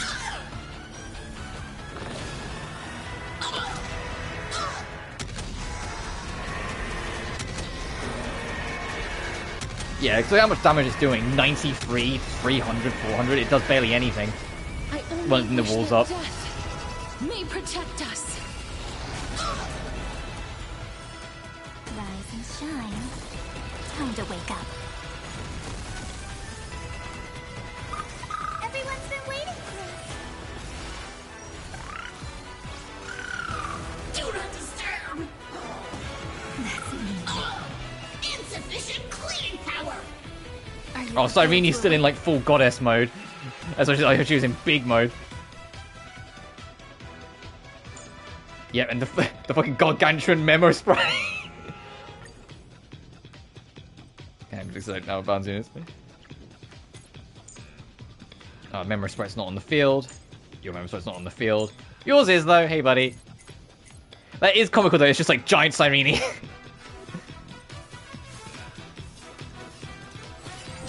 Take our answer! Cleaning begin! That won't work, you know. Do not disturb! This place is dirty! Weakness protected. Oh, I'm just gonna nuke you guys again. Let's not kid ourselves. Darkness follows me.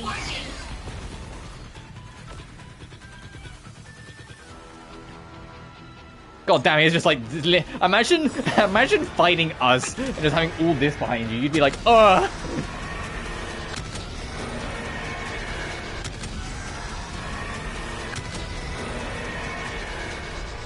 I only wish that death may protect us.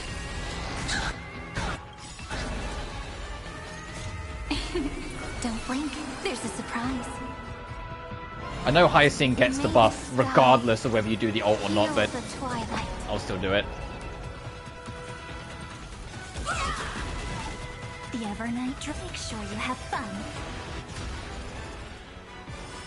Until we meet again, everyone. The future will be bright. We do need some sunshine. I'll remember this one. May this faint light dispel the gloom, restore clear skies. It's funny hearing the normal voice, like the normal speed voice lines for everyone, when I'm only like really used to hearing the sped up one, especially for these guys, because this is a team that's kind of slow in terms of just how many animations you have to see. Dead souls, return to dust.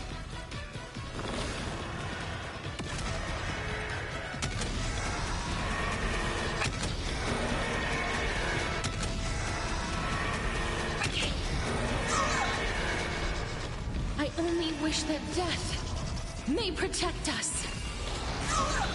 Getting there. We promise to protect the Arcadia. Filth, pain, so much. Eliminate pain. Everyone smile. Super powerful cleaning. That won't work, you know. Do not disturb!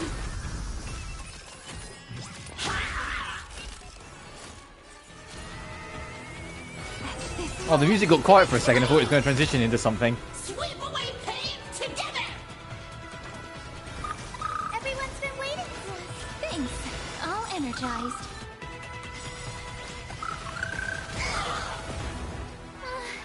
Surely that did the trick this time. Reboot! Self-repair! Must bring happiness!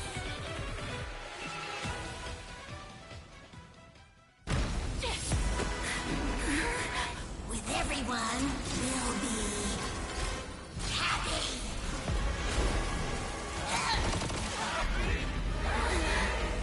I offer my blood to consume this vendetta.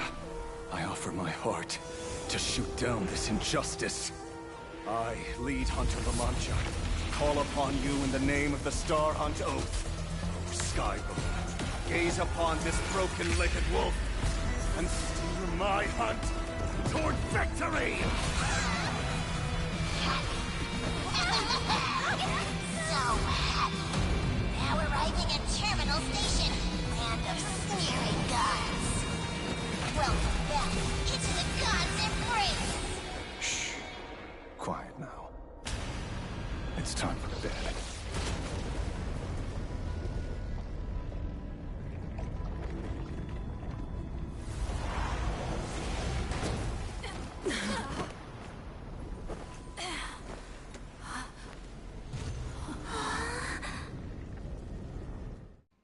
Holy shit, Ashvale! Motherfucker just dragged us into AI limit. Are we still alive?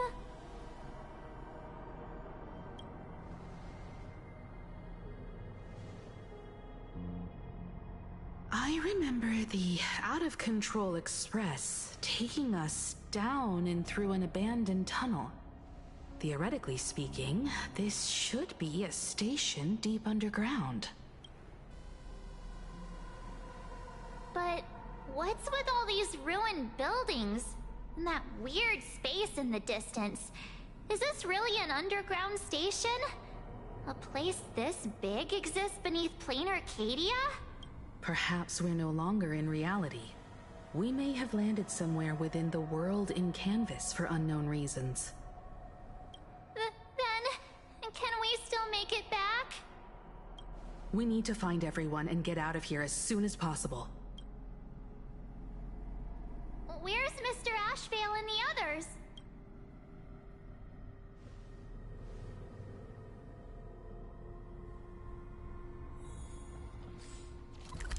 Oh, okay, we're not staying here then. There's no map. How far this way can I go?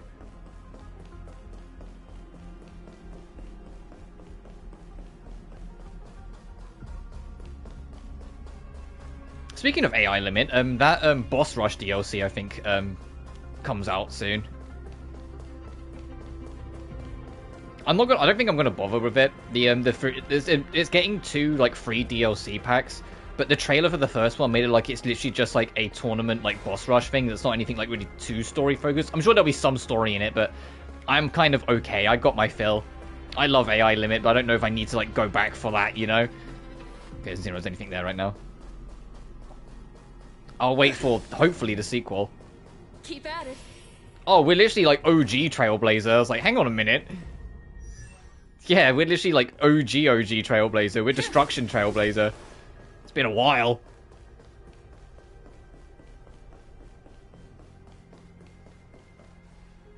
We've been reborn. See? I knew we weren't like those Sinwish Syndicate trash. You're right, Red. We're heroes. We are justice. We are the undying happiness. If you are justice, then forgive me for playing the necessary evil.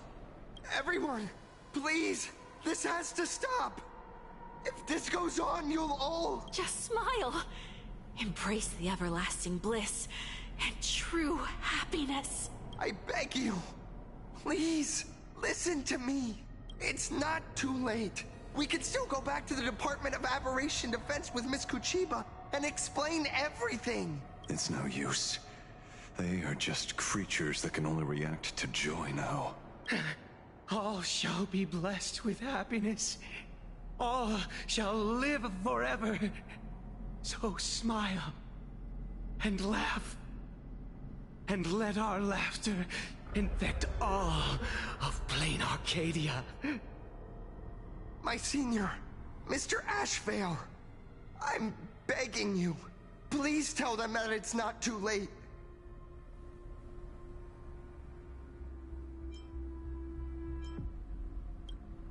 Move aside, Magnus. Please, just give me another minute. You know they're good people. It's best if you just move aside. A true hero never abandons his friends. If I tried to kill them now, will you stop me? Or will you turn a blind eye?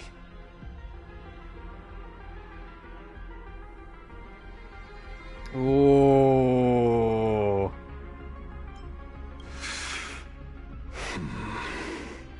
Tribute of life unto death, and the debt paid in blood. The Sinwish Syndicate, a gang that once ruled the streets of Dubbrook. They sparked massive turf wars that left many with grievous injuries and racked up charges for robbery, extortion, and a whole laundry list of other crimes. Pullwave and Koss died. They were far from saints. Any good deeds they did in their lifetimes were just like a few pretty soap bubbles floating up from a stagnant pool of filth. That's why we brought them down. They and this whole world have now become happier. Yes, they may have had sins to atone for, but that doesn't justify your murdering them as if they were just toys. Thank you for your aid. I am the Blaze Weaver Warrior, captain of the Daybreak Squadron. May I... Hey, where are you going? Play? We're not playing. Everyone's just laughing along happily. Mr. Detective, do you know about the Galaxy Rangers? I heard they are a group of righteous heroes roaming the universe. In that sense, are we the city's rangers? Ah! Mr. Asheville! Could you do us a favor?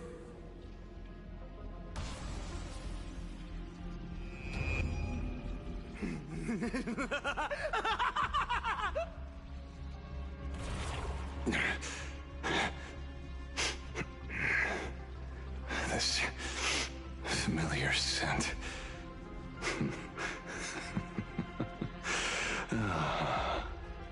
I see. What have you done? Remember what happened today, Magnus. You may seek revenge anytime. I won't stop you. The shadows withdrew beneath Ashvale's feet like a receding tide, leaving Cinderborn standing alone in the wake of the darkness. As the gloom dispersed, it utterly subsumed his three companions, along with the shadows that tethered them to it, vanishing them without a trace.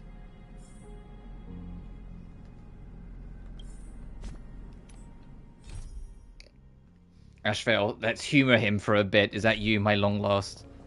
And so concludes the new Herald of Death case. But without evidence or testimony, how am I going to write the closing statement for this report? So did the squadron really do it? No one but Ashvale will ever know, but I choose to believe him. His shadow only bears its fangs at those drenched in sin. I don't know how he came upon such power, but it did help the Department of Aberration Defense crack several hard cases.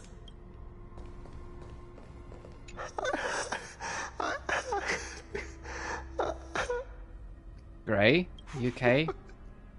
What have we done?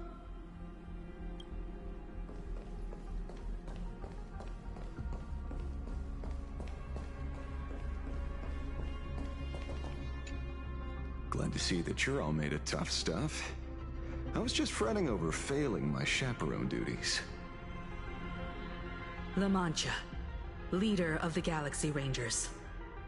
I've heard about you, but only in legends past.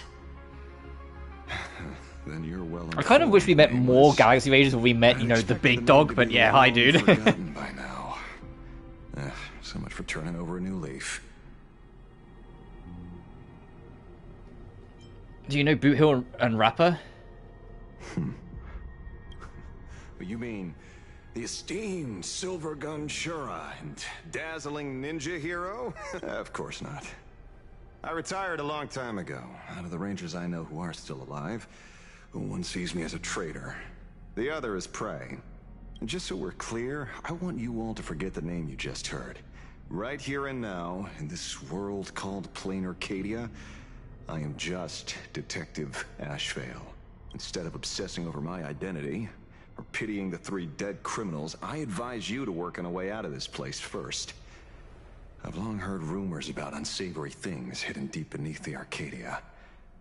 It's strange how the people here can sleep so soundly. The train broadcast called this place the land of sneering gods. I don't think I've ever seen this station on a map. Are we going to be trapped here forever? Mr. Ashvale, despite being at such a bizarre location, you've been oddly confident and unconcerned over your safety since the very beginning. Do you truly know nothing about this place? I'm afraid that's classified information. Besides, well, I'm simply doing what any professional private investigator would do. Trust my employer. It's time to show us the trinket Pearl gave you, kid. Oh, come on. Didn't Pearl give you a chip? We're in good hands, as long as she can track your location with that thing. A tracking device. Again. Akavili. Hey, they didn't say Azel, they said Akavili. Don't give me that shit. Akavili.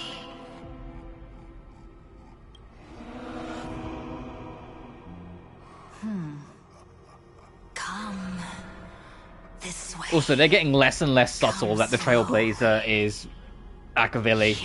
Or at least a reincarnation of Akavili. The end of this path. Come. I beckon you. There's someone calling for me from someplace deeper.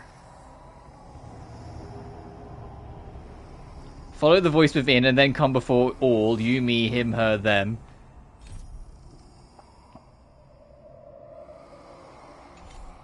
Optional return to the gang.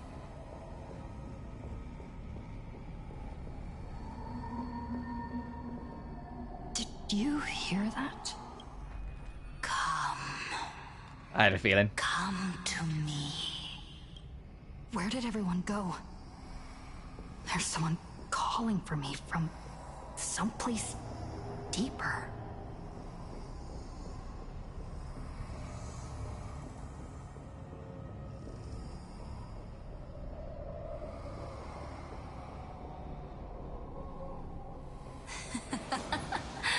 Yeah, aha, I think it's gonna come say hi.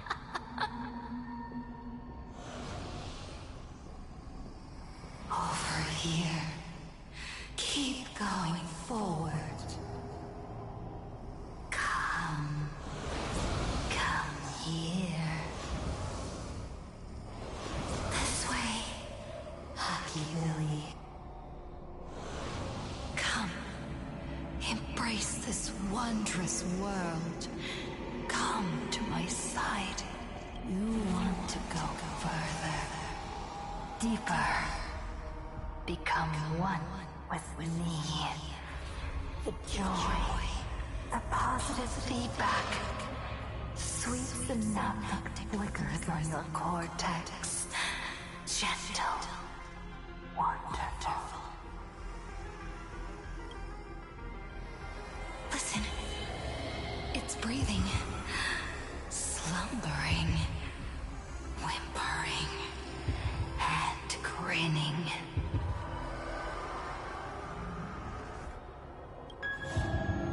Warm, gentle, more gentle, warm, and gentle. I am you, and you are me. Come, embrace this primordial joy. Life, in exchange for a boarding pass on the express toward the end. Become one with me. Become a part of me. Become mine. Let's go deeper. I want to go over there.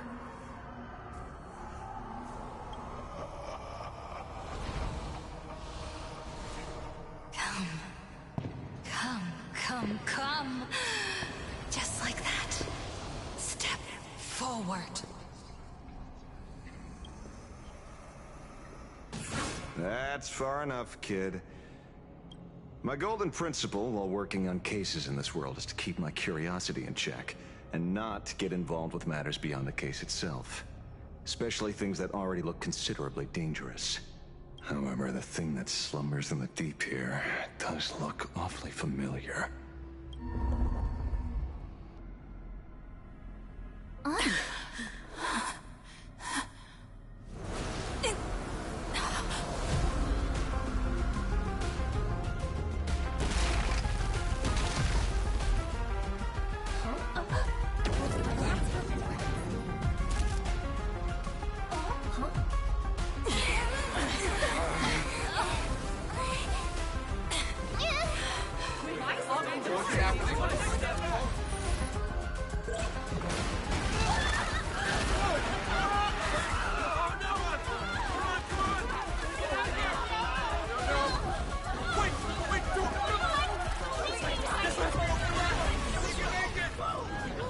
I come to appraise.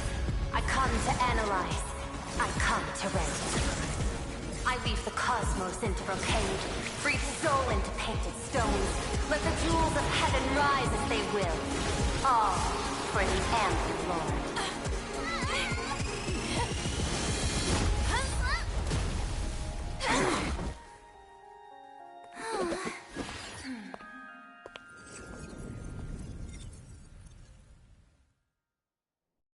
Cool. Yeah, shit was starting to break then. There's shit below, it's trying to break out above. Fortunately, her lucky chip helped me locate you. Please accept my sincerest apologies for not intervening in time and putting all of you in danger. Thanks, but please don't gift me with any more tracking devices. Actually, she put one in my pocket too, but I auctioned it online as a souvenir. Thank goodness you kept yours. Otherwise we'd be done for. Madame Pearl, where exactly were we just now? The place where you fell is called the Torn Scroll. It is a space that peeled from the scroll painting during Planarcadia's return to reality. These splintered spaces continuously rip at both reality and the world in canvas. The Department of Aberration Defense originally thought this kind of phenomenon had stabilized, but based on observation, during your encounter with the Daybreak Squadron, there was a sudden spike of disturbances from the Torn Scroll. Unfortunately, the cause, unclear. Therefore, I had to use the power of the Cornerstone to analyze the space, then mend the fissure with Imagenesis in order to bring you out. The Department of Aberration Defense has initiated emergency protocols to reassure the public and handle the aftermath. However, I wasn't able to directly observe your situation after you'd fallen into the Torn Scroll. Would you be so kind as to share what happened there? We can close the new Herald of Death case. My shadow has devoured the guilty three and tasted their sins. They were responsible for the Sinwish Syndicate massacre. Of that, I'm certain. Was Full Wish the mastermind? I couldn't find any solid proof of it. But it hardly matters now that the culprits have been executed. Worry not. Based on the intel provided by you and Miss Kuchiba, I have deduced the following. As a survivor of the tragedy of the Blood-Stained Games, Full Wish founded the Research Society of Happy Smiles, charity organization. The organization has since been providing an unapproved medical treatment named happiness surgery to its members, which neutralizes their physiological capacity to feel pain. The procedure drew many more followers as a result. And the Daybreak Squadron, members of the Smile Society, imitated the Herald of Death's modus operandi for their crimes, and challenged the Astral Express during the exhibition. From the aforementioned facts, The predicted probability of Full Wish being the mastermind is 92%. If I may, Madam Pearl. Management in Planarcadia should be dictated by the chain of evidence rather than extrapolated probability. I understand. I will observe the human laws and customs. In any case, we have achieved our goal through Star Rail. I do wonder if Pearl has made judgments because of her, like, ability to make probabilities like that. Like, if we didn't say, no.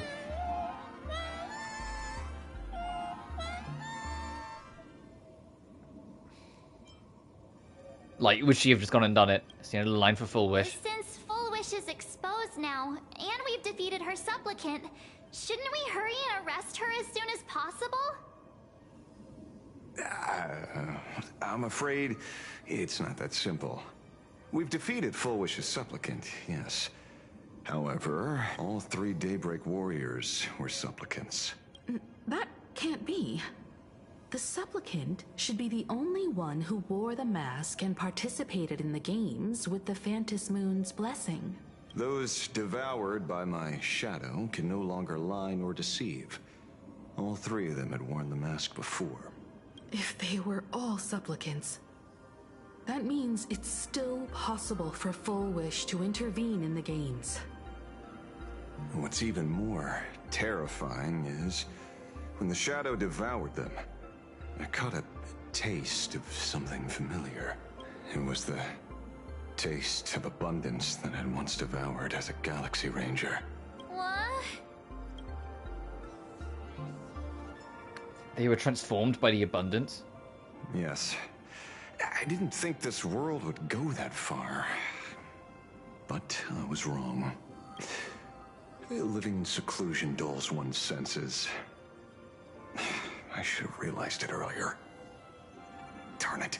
There is no point in beating yourself up over it. Therefore, the conclusion must be corrected. The Research Society's happiness surgery is a medical technology related to the abundance, and not simply about relieving pain. Assessing the risk involved in this procedure, unable to extrapolate. General Yao Guang told us that she foresaw a great calamity upon Planarcadia. According to her divinations, Blade, the Stellaron hunter, could be its catalyst. So that's why she asked me for the authority to extradite Blade. Regardless, none of us had anticipated this.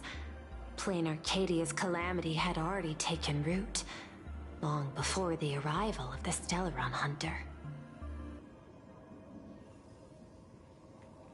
And what does Full Wish really want? Does she want revenge against the long-dead Herald of Death? Or is she trying to erase the memories of that tragedy? It's frivolous to speculate her motives. Unlike Intellitrons, humans may weave an intricate plan for a mad reason at any cost, yet execute it with impeccable rationality at every step. What's important is that she is stopped. Thank you for your surprise intel, Mr. Ashvale. You have just saved many more lives. Henceforth, the Department of Aberration Defense will place Full Wish and the members of the Research Society of Happy Smiles on a special watch list. Given Full Wish's control over media outlets, I recommend closer monitoring of her dissemination channels. Understood. We will also implement pre-disaster measures at the calamity level standard per the Safety Response Protocol against aberrant threats. Full Wish is not working alone. For normal people to be able to get an abundance transformation, that implies far more sinister supporters behind the scenes. These are enemies not to be easily contended with. Therefore, as the administrator, I beseech you all, please, lend your aid and help Planarcadia through this crisis. This has escalated beyond mere rivalry for the Ionic game. Full Wish's conspiracy has crossed the line.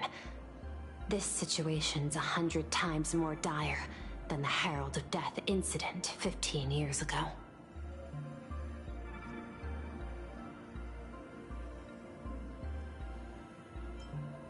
I won't let something like that happen. I don't give a fuck about Scott. I'm not picking that Please, option. Madam Pearl.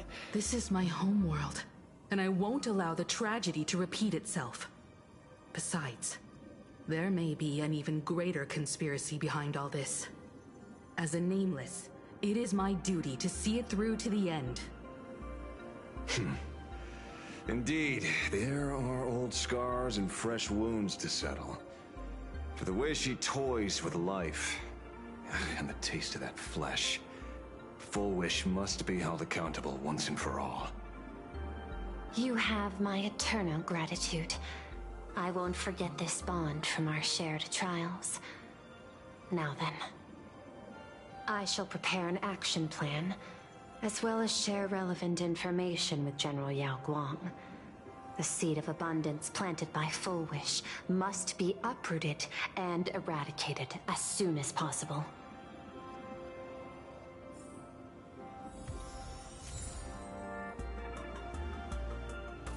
Land of the Forgotten. Oh, right. That's the Hellbound Express, got it.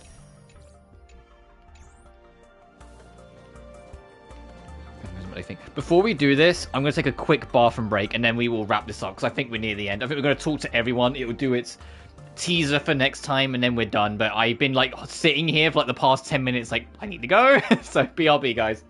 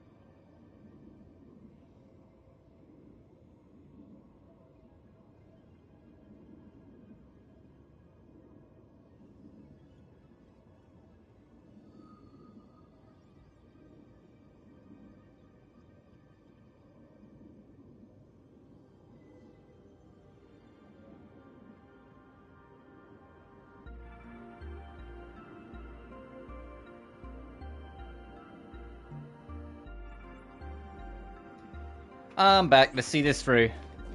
Hey, Ashvale. We'll work our way around. Terribly sorry. All we can do. It was your exhibition and your enemies. And there I was, stealing your spotlight. Curious. I wonder how much wish power my appearance this time accumulates for the mask. Fine, you can have this one for free. Oh, don't be like that. You can tell them that I'm Welt. We already look similar enough. Who knows? Maybe that'll redirect some wish power toward your account instead? Have you had dealings with the Sun Show before? We fought side by side in the past, and, well, I know a few faces. But, as they say, the honeymoon phase never lasts. I heard some of theirs were still looking for me before I went into my last cryosleep. I'm counting on you to keep this a secret. Why are you going incognito? Some people want the head on my shoulders, while others want the shadow in my arm. I'm old, and I just want some peace and quiet. That's all there is to it. Will you continue participating? What? Itching to get rid of me already? Well, you're not that hasty, are you? An even greater prey just joined the game. Sure, she could be small fry by your standards, but in terms of viciousness, she might surprise you yet. Before the supplicants go their separate ways, Full Wish is definitely a good hunting target for us to align our goals. I don't give a fuck about Scott. I'll defeat her. Such confidence. Can't help but smile at that. And for some reason, you really remind me of a young man named Tiernan. Oh, you nameless bunch. Just love jumping headfirst into fire pits. Don't you? Well, given your skills, would you be interested in joining the Galaxy Rangers? If you're still alive by the time the Phantom Moon Games conclude?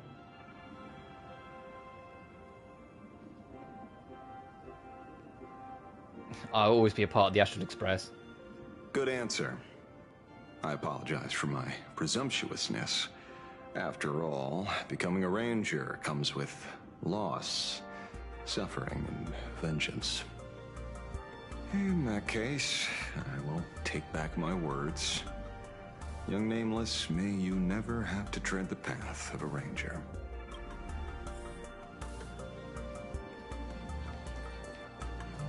Full Wish's partner. Perhaps someone far more dangerous has already set their sights on this round of the Phantom Moon Games. Oh no. I wonder, looking at that, if I can go back into that, like, void realm. If I get close enough. So it's true. The captain and the rest really did kill all those people from the Sinwish Syndicate. And this Full Wish is also plotting something terrible. This is absurd. It's been 15 years since my life turned into a montage of nightmarish amalgams. And it's still going. Thank you. Mr. Ashvale is right. This is not the same as playing the hero on a stage. In the end, I'm just an actor. Oh, leaving now. We're counting on you, hero of the Express.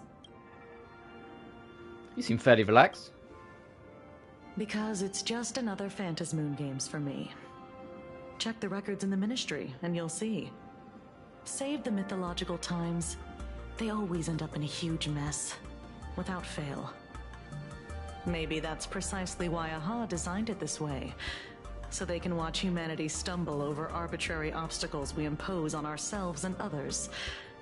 Otherwise, they'd probably die from the boredom of an orderly universe. How will you deal with Cinderborn? Maybe interrogate him for a few days. Get a strong light, render him unable to eat or sleep well, and he will probably spill everything he knows about the Smile Society. And once we've picked his brain, we'll let him go. I should go. It's almost time. I should get back to work too. I hope you don't remain an NPC forever, Kuchiba. You're cool. Is there something else I can help you with? They've been around for a while. How are you unaware of what they were doing? I understand. Your inquiry. How did they manage to operate with so many years unnoticed?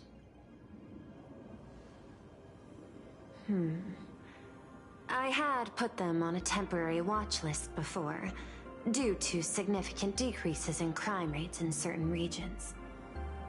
But now, we finally know how they achieved such a miracle. Personally speaking, I cannot fault the citizens who joined the society, nor do I wish to fixate on the accountability of those who governed at the time. After all, for the corporation, the Smile Society is a tool for maintaining stability, and the members are simply following the human instinct to avoid suffering. You've been to Penacony. You should know. There, the family's members lull guests to sleep with power of the harmony and soothe their pain. From a human ethics point of view, it is well within people's rights to avert pain in moderation. Humans cannot turn off their innate negative feedback like Intellitrons do. Pain and anxiety. I understand and deeply sympathize with that. My assigned theme is analytical art, but at the same time, I am fortunate to be appointed governor of a world. The portrayal and sublimation of pain in human works of art shine among humanity's greatest treasures. Tragedy, elegy, and lost epics. Their soul-stirring power springs from a profound understanding of this negative feedback.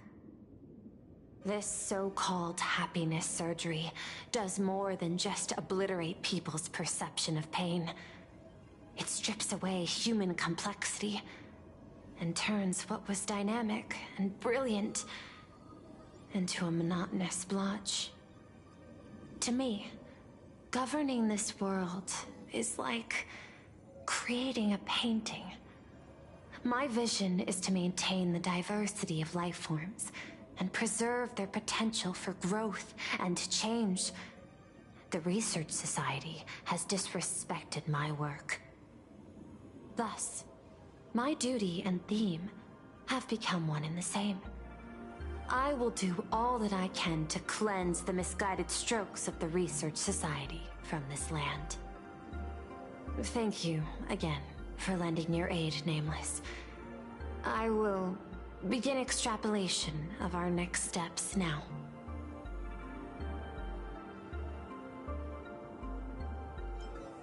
See you later, Madam Pearl. I hope you all get some proper rest before moving out again. Leave the office. Also, if you didn't chat, you can chat now. Oh, you can re-enter the Torn Scroll. Okay.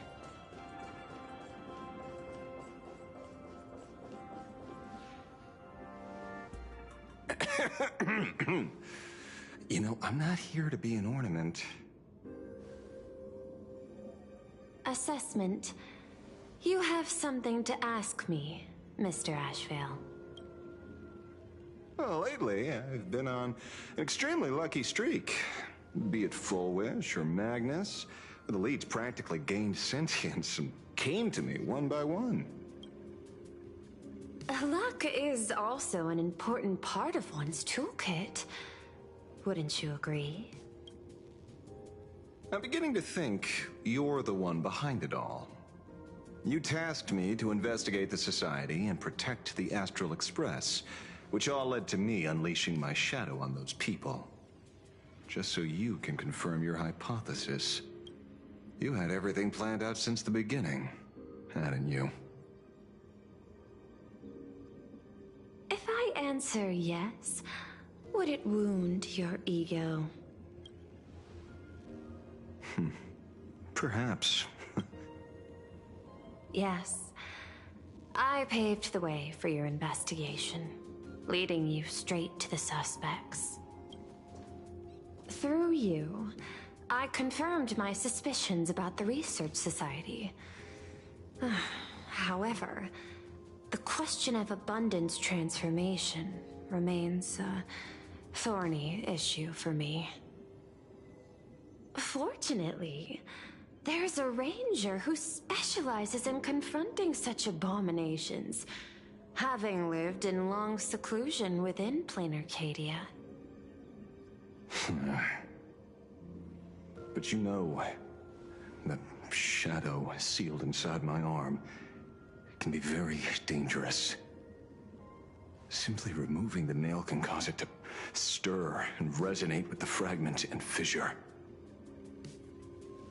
Had I not kept it under control at that time, the fight would have ended with all of us buried in that bottomless abyss. Is that part of your plans too, Pearl? Humans fear the worst, but to the Intellitrons, such fears are merely irrational deterrents. Wasn't the mask of elation I gave you enough to pin down the shadow? That gift you found through the guidance of the Express Navigator, Star Seer, I see. That very shadow that devoured the Swarm and Lord Ravager Zulo 10 amber eras ago. That very shadow that devoured Shuhu, the Emanator of Abundance, hundreds of years ago. You won the bet. You sure know a lot about this.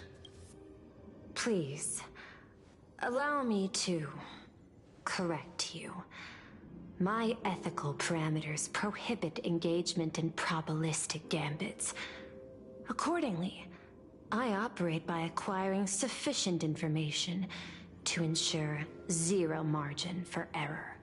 Then again, you are the species that brought art into existence as a form of expression. That seed of creation exists even in the most ignorant of humans' minds. And for that, I love and admire you. Whether you believe it or not, I will honor our initial I bet that was a fun line for Kat to read for Pearl, knowing damn well it's going literally to her partner, her partner's character, Azrael. I bet that was a fun one. I bet she had the biggest fucking smile on her face when she read that. To let a Galaxy Ranger die peacefully in his bed.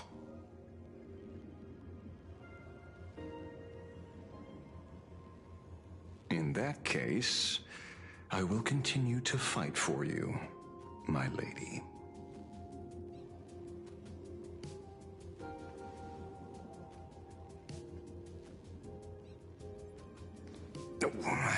Right.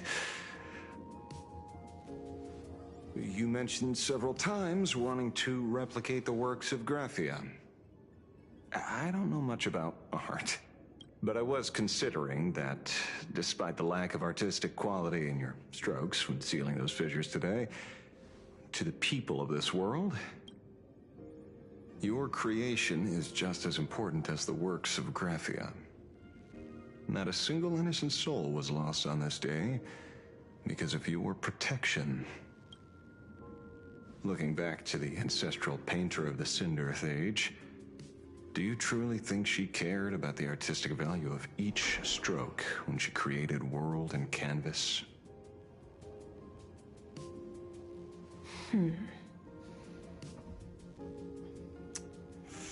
Hello, Jackson Calvert in chat. Welcome. Hope you're doing well. These are just. Also, crude Robu will do observations just from fine. You don't have to amateur, use the title. So, pay them no mind. Oh. Oh, and of course the internet starts dipping instantly. Wouldn't be my luck. Oh, of course the internet starts dipping. We were doing so well for the past nearly 4 hours.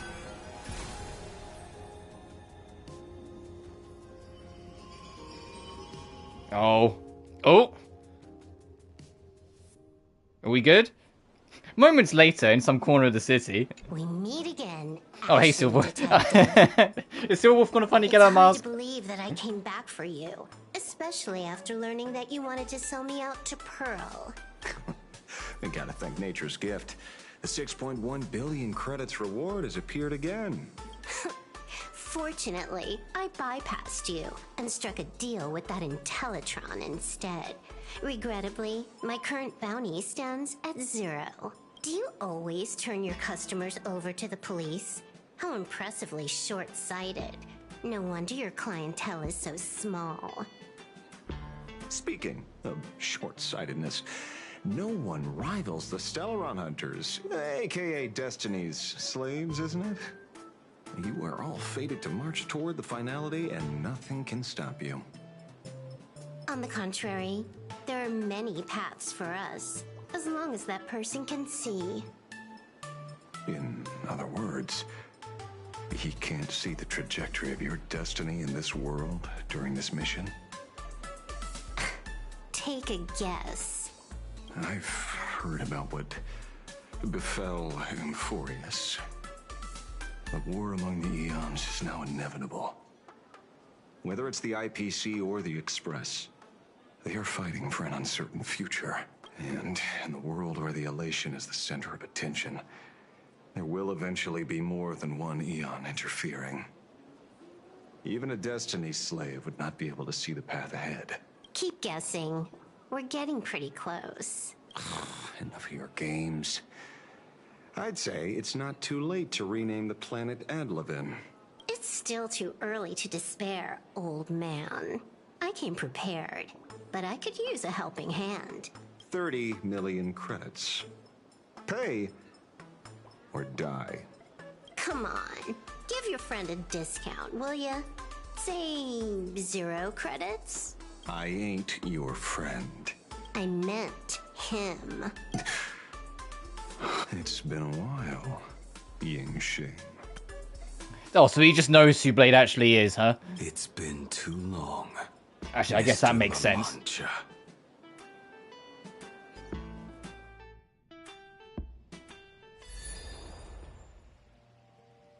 Meanwhile, Yao Guan, who's been gone the whole fucking chapter.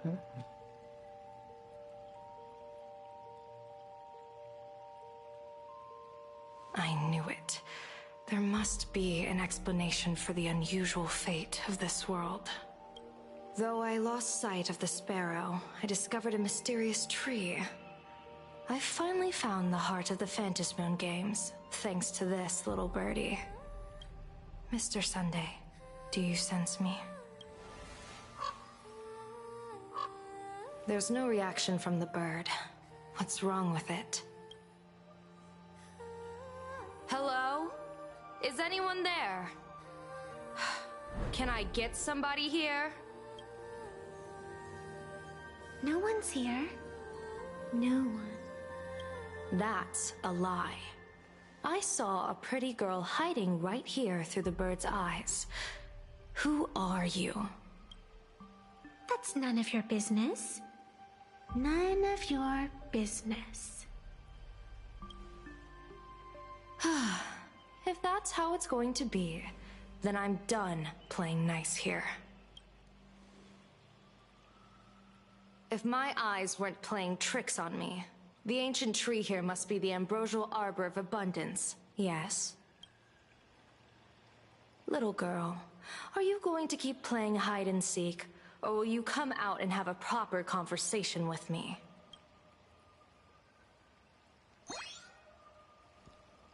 The Department of Aberration Defense often comes here to record game progress. And now my move bonds have been exposed to complete outsiders. I suppose it's time to leave. You sound unpleasant to talk to, but since you have eyes keen enough to tell what I am at a glance, I'll have a short chat with you. I will answer 3 questions, so ask away. Once you have your answers, I'm going to show you the door.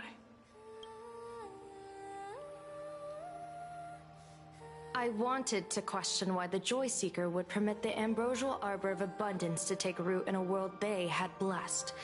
But given their carefree nature, there was probably never any restriction to begin with. On my second question, are you a Fey-kind native to Ahatopia, or are you one of the long-life species shaped by the ambrosial arbor? Aren't you good at divination? Can you help me take a look whether the slip on my head says wheel or woe?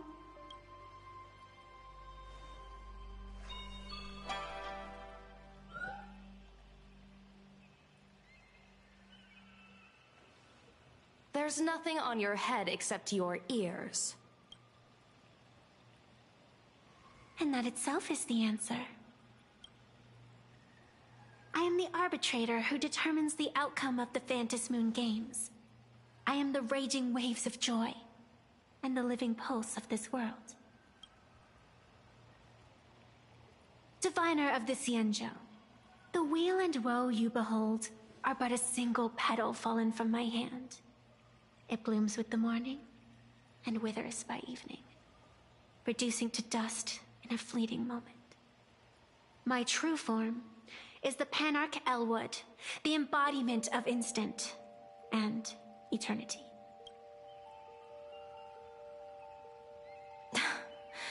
Interesting. Took you quite some time to come up with those words, huh? The one who created me did say most people wouldn't believe me. Turns out they were right. I believe you. I feel the same way. For many do not trust the words of a diviner. Besides, no weal or woe has befallen you, which means your fate cannot be determined like that of ordinary mortals. You're not the first one I've met with this condition since my arrival here. You're left with one question. Since you admit to being an abomination of abundance, shouldn't you explain the fate of this world's residents? Unless they are your doing? If your answer fails to convince me, it may be too late by the time I summon the Lux Arrow from the sky with the rainbow. Chill out! You shouldn't make jokes like this. I'm not as skilled at divination as you are. When you suddenly speak of the great wheel or woe and interrogate me, I get confused too. After all, isn't every rule and every variable of the Phantom Moon Games dictated by the impulse of some god? As for the brewing storm, let's settle down and discuss whether the turmoil once again is the results of the laughter's mischief. Is that it? I feel like that's it. That feels like a wait till next time. Oh, okay, no, you got a little more yet. Unreal. We had situations lined up one after another, and a growing crisis on our hands. The Research Society is insane to meddle with the power of abundance. There's no telling how many have already undergone the happiness surgery. Full Wish witnessed the tragedy caused by the Herald of Death 15 years ago. And now, she herself has assumed that dreadful mantle. We have to relay this information to Dan Heng, Sunday, and General Yao Guang as soon as possible. Full Wish is definitely aware of the enemies she's facing. That is why we must win an audience with Aha. At the very least, we need to stop Full Wish from winning the game. Yeah. The thought of the Research Society of Happy Smiles going through with their plan gives me the chills. It's been a long day, and all of you must be very tired. Take this chance to get some proper rest. I'll go meet Weld back on the Express. March? What about you? The best way to recharge is to waste time. So, I'm staying outside for some fresh air. Sounds good. I was thinking of heading to the streets for a walk.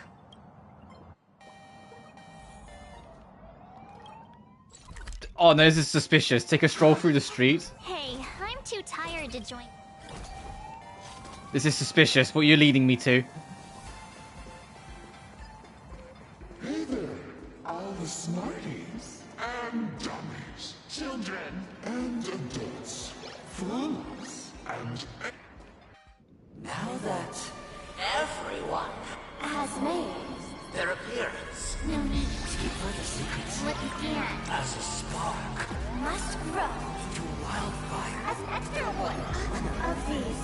Fantasy games Shall receive all with my authority within minutes to become the true permanent one of elation. Oh shit! It's no longer a minute. If you win, you just get it. Oh shit! Hey, that changes things.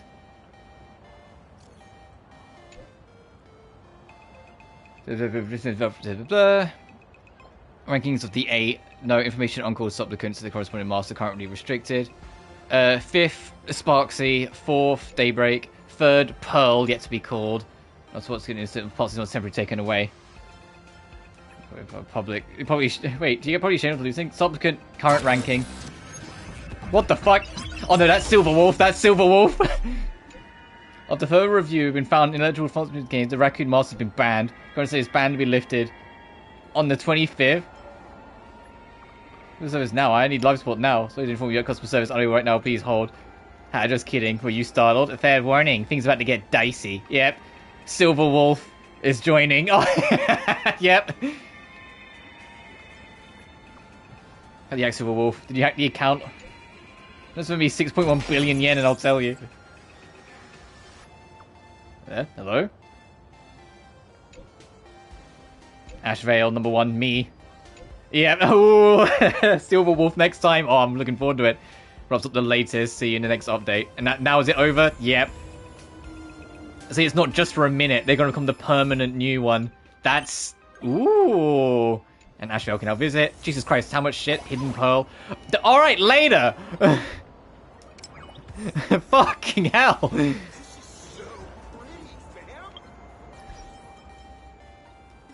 Cool.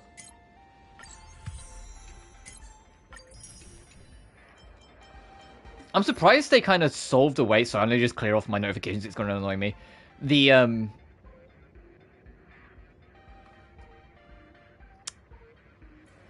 murder mystery was solved so quickly. I thought I was gonna linger in the background for longer. But that was cool, and I like what they're setting up. But we have our, like, seemingly our finalists, so to speak. So, the way they're going, I'm assuming it's not going to be as long. I'm assuming not next patch, the patch after will be the finale then. Like, next time will be Silver Wolf. After that, we'll either have to fight Ashvale, or we'll find out who that mystery name is. But regardless, I think I am going to leave it there. I wish I had more to say, but like that was just a good time. It was just fun. I do think like the 4.0 patch was more interesting in terms of its story stuff, because it's like, but I get it. It's more like, no, things are established now, so it's just kind of seeing where it goes. But I'll leave it there. Thank you all so much for watching as always. Remember to like and subscribe if you haven't already. It genuinely helps the channel grow. Additionally, you can find my BlueSky and Patreon in the description of every single video. Until then, though, you guys take care now. Peace.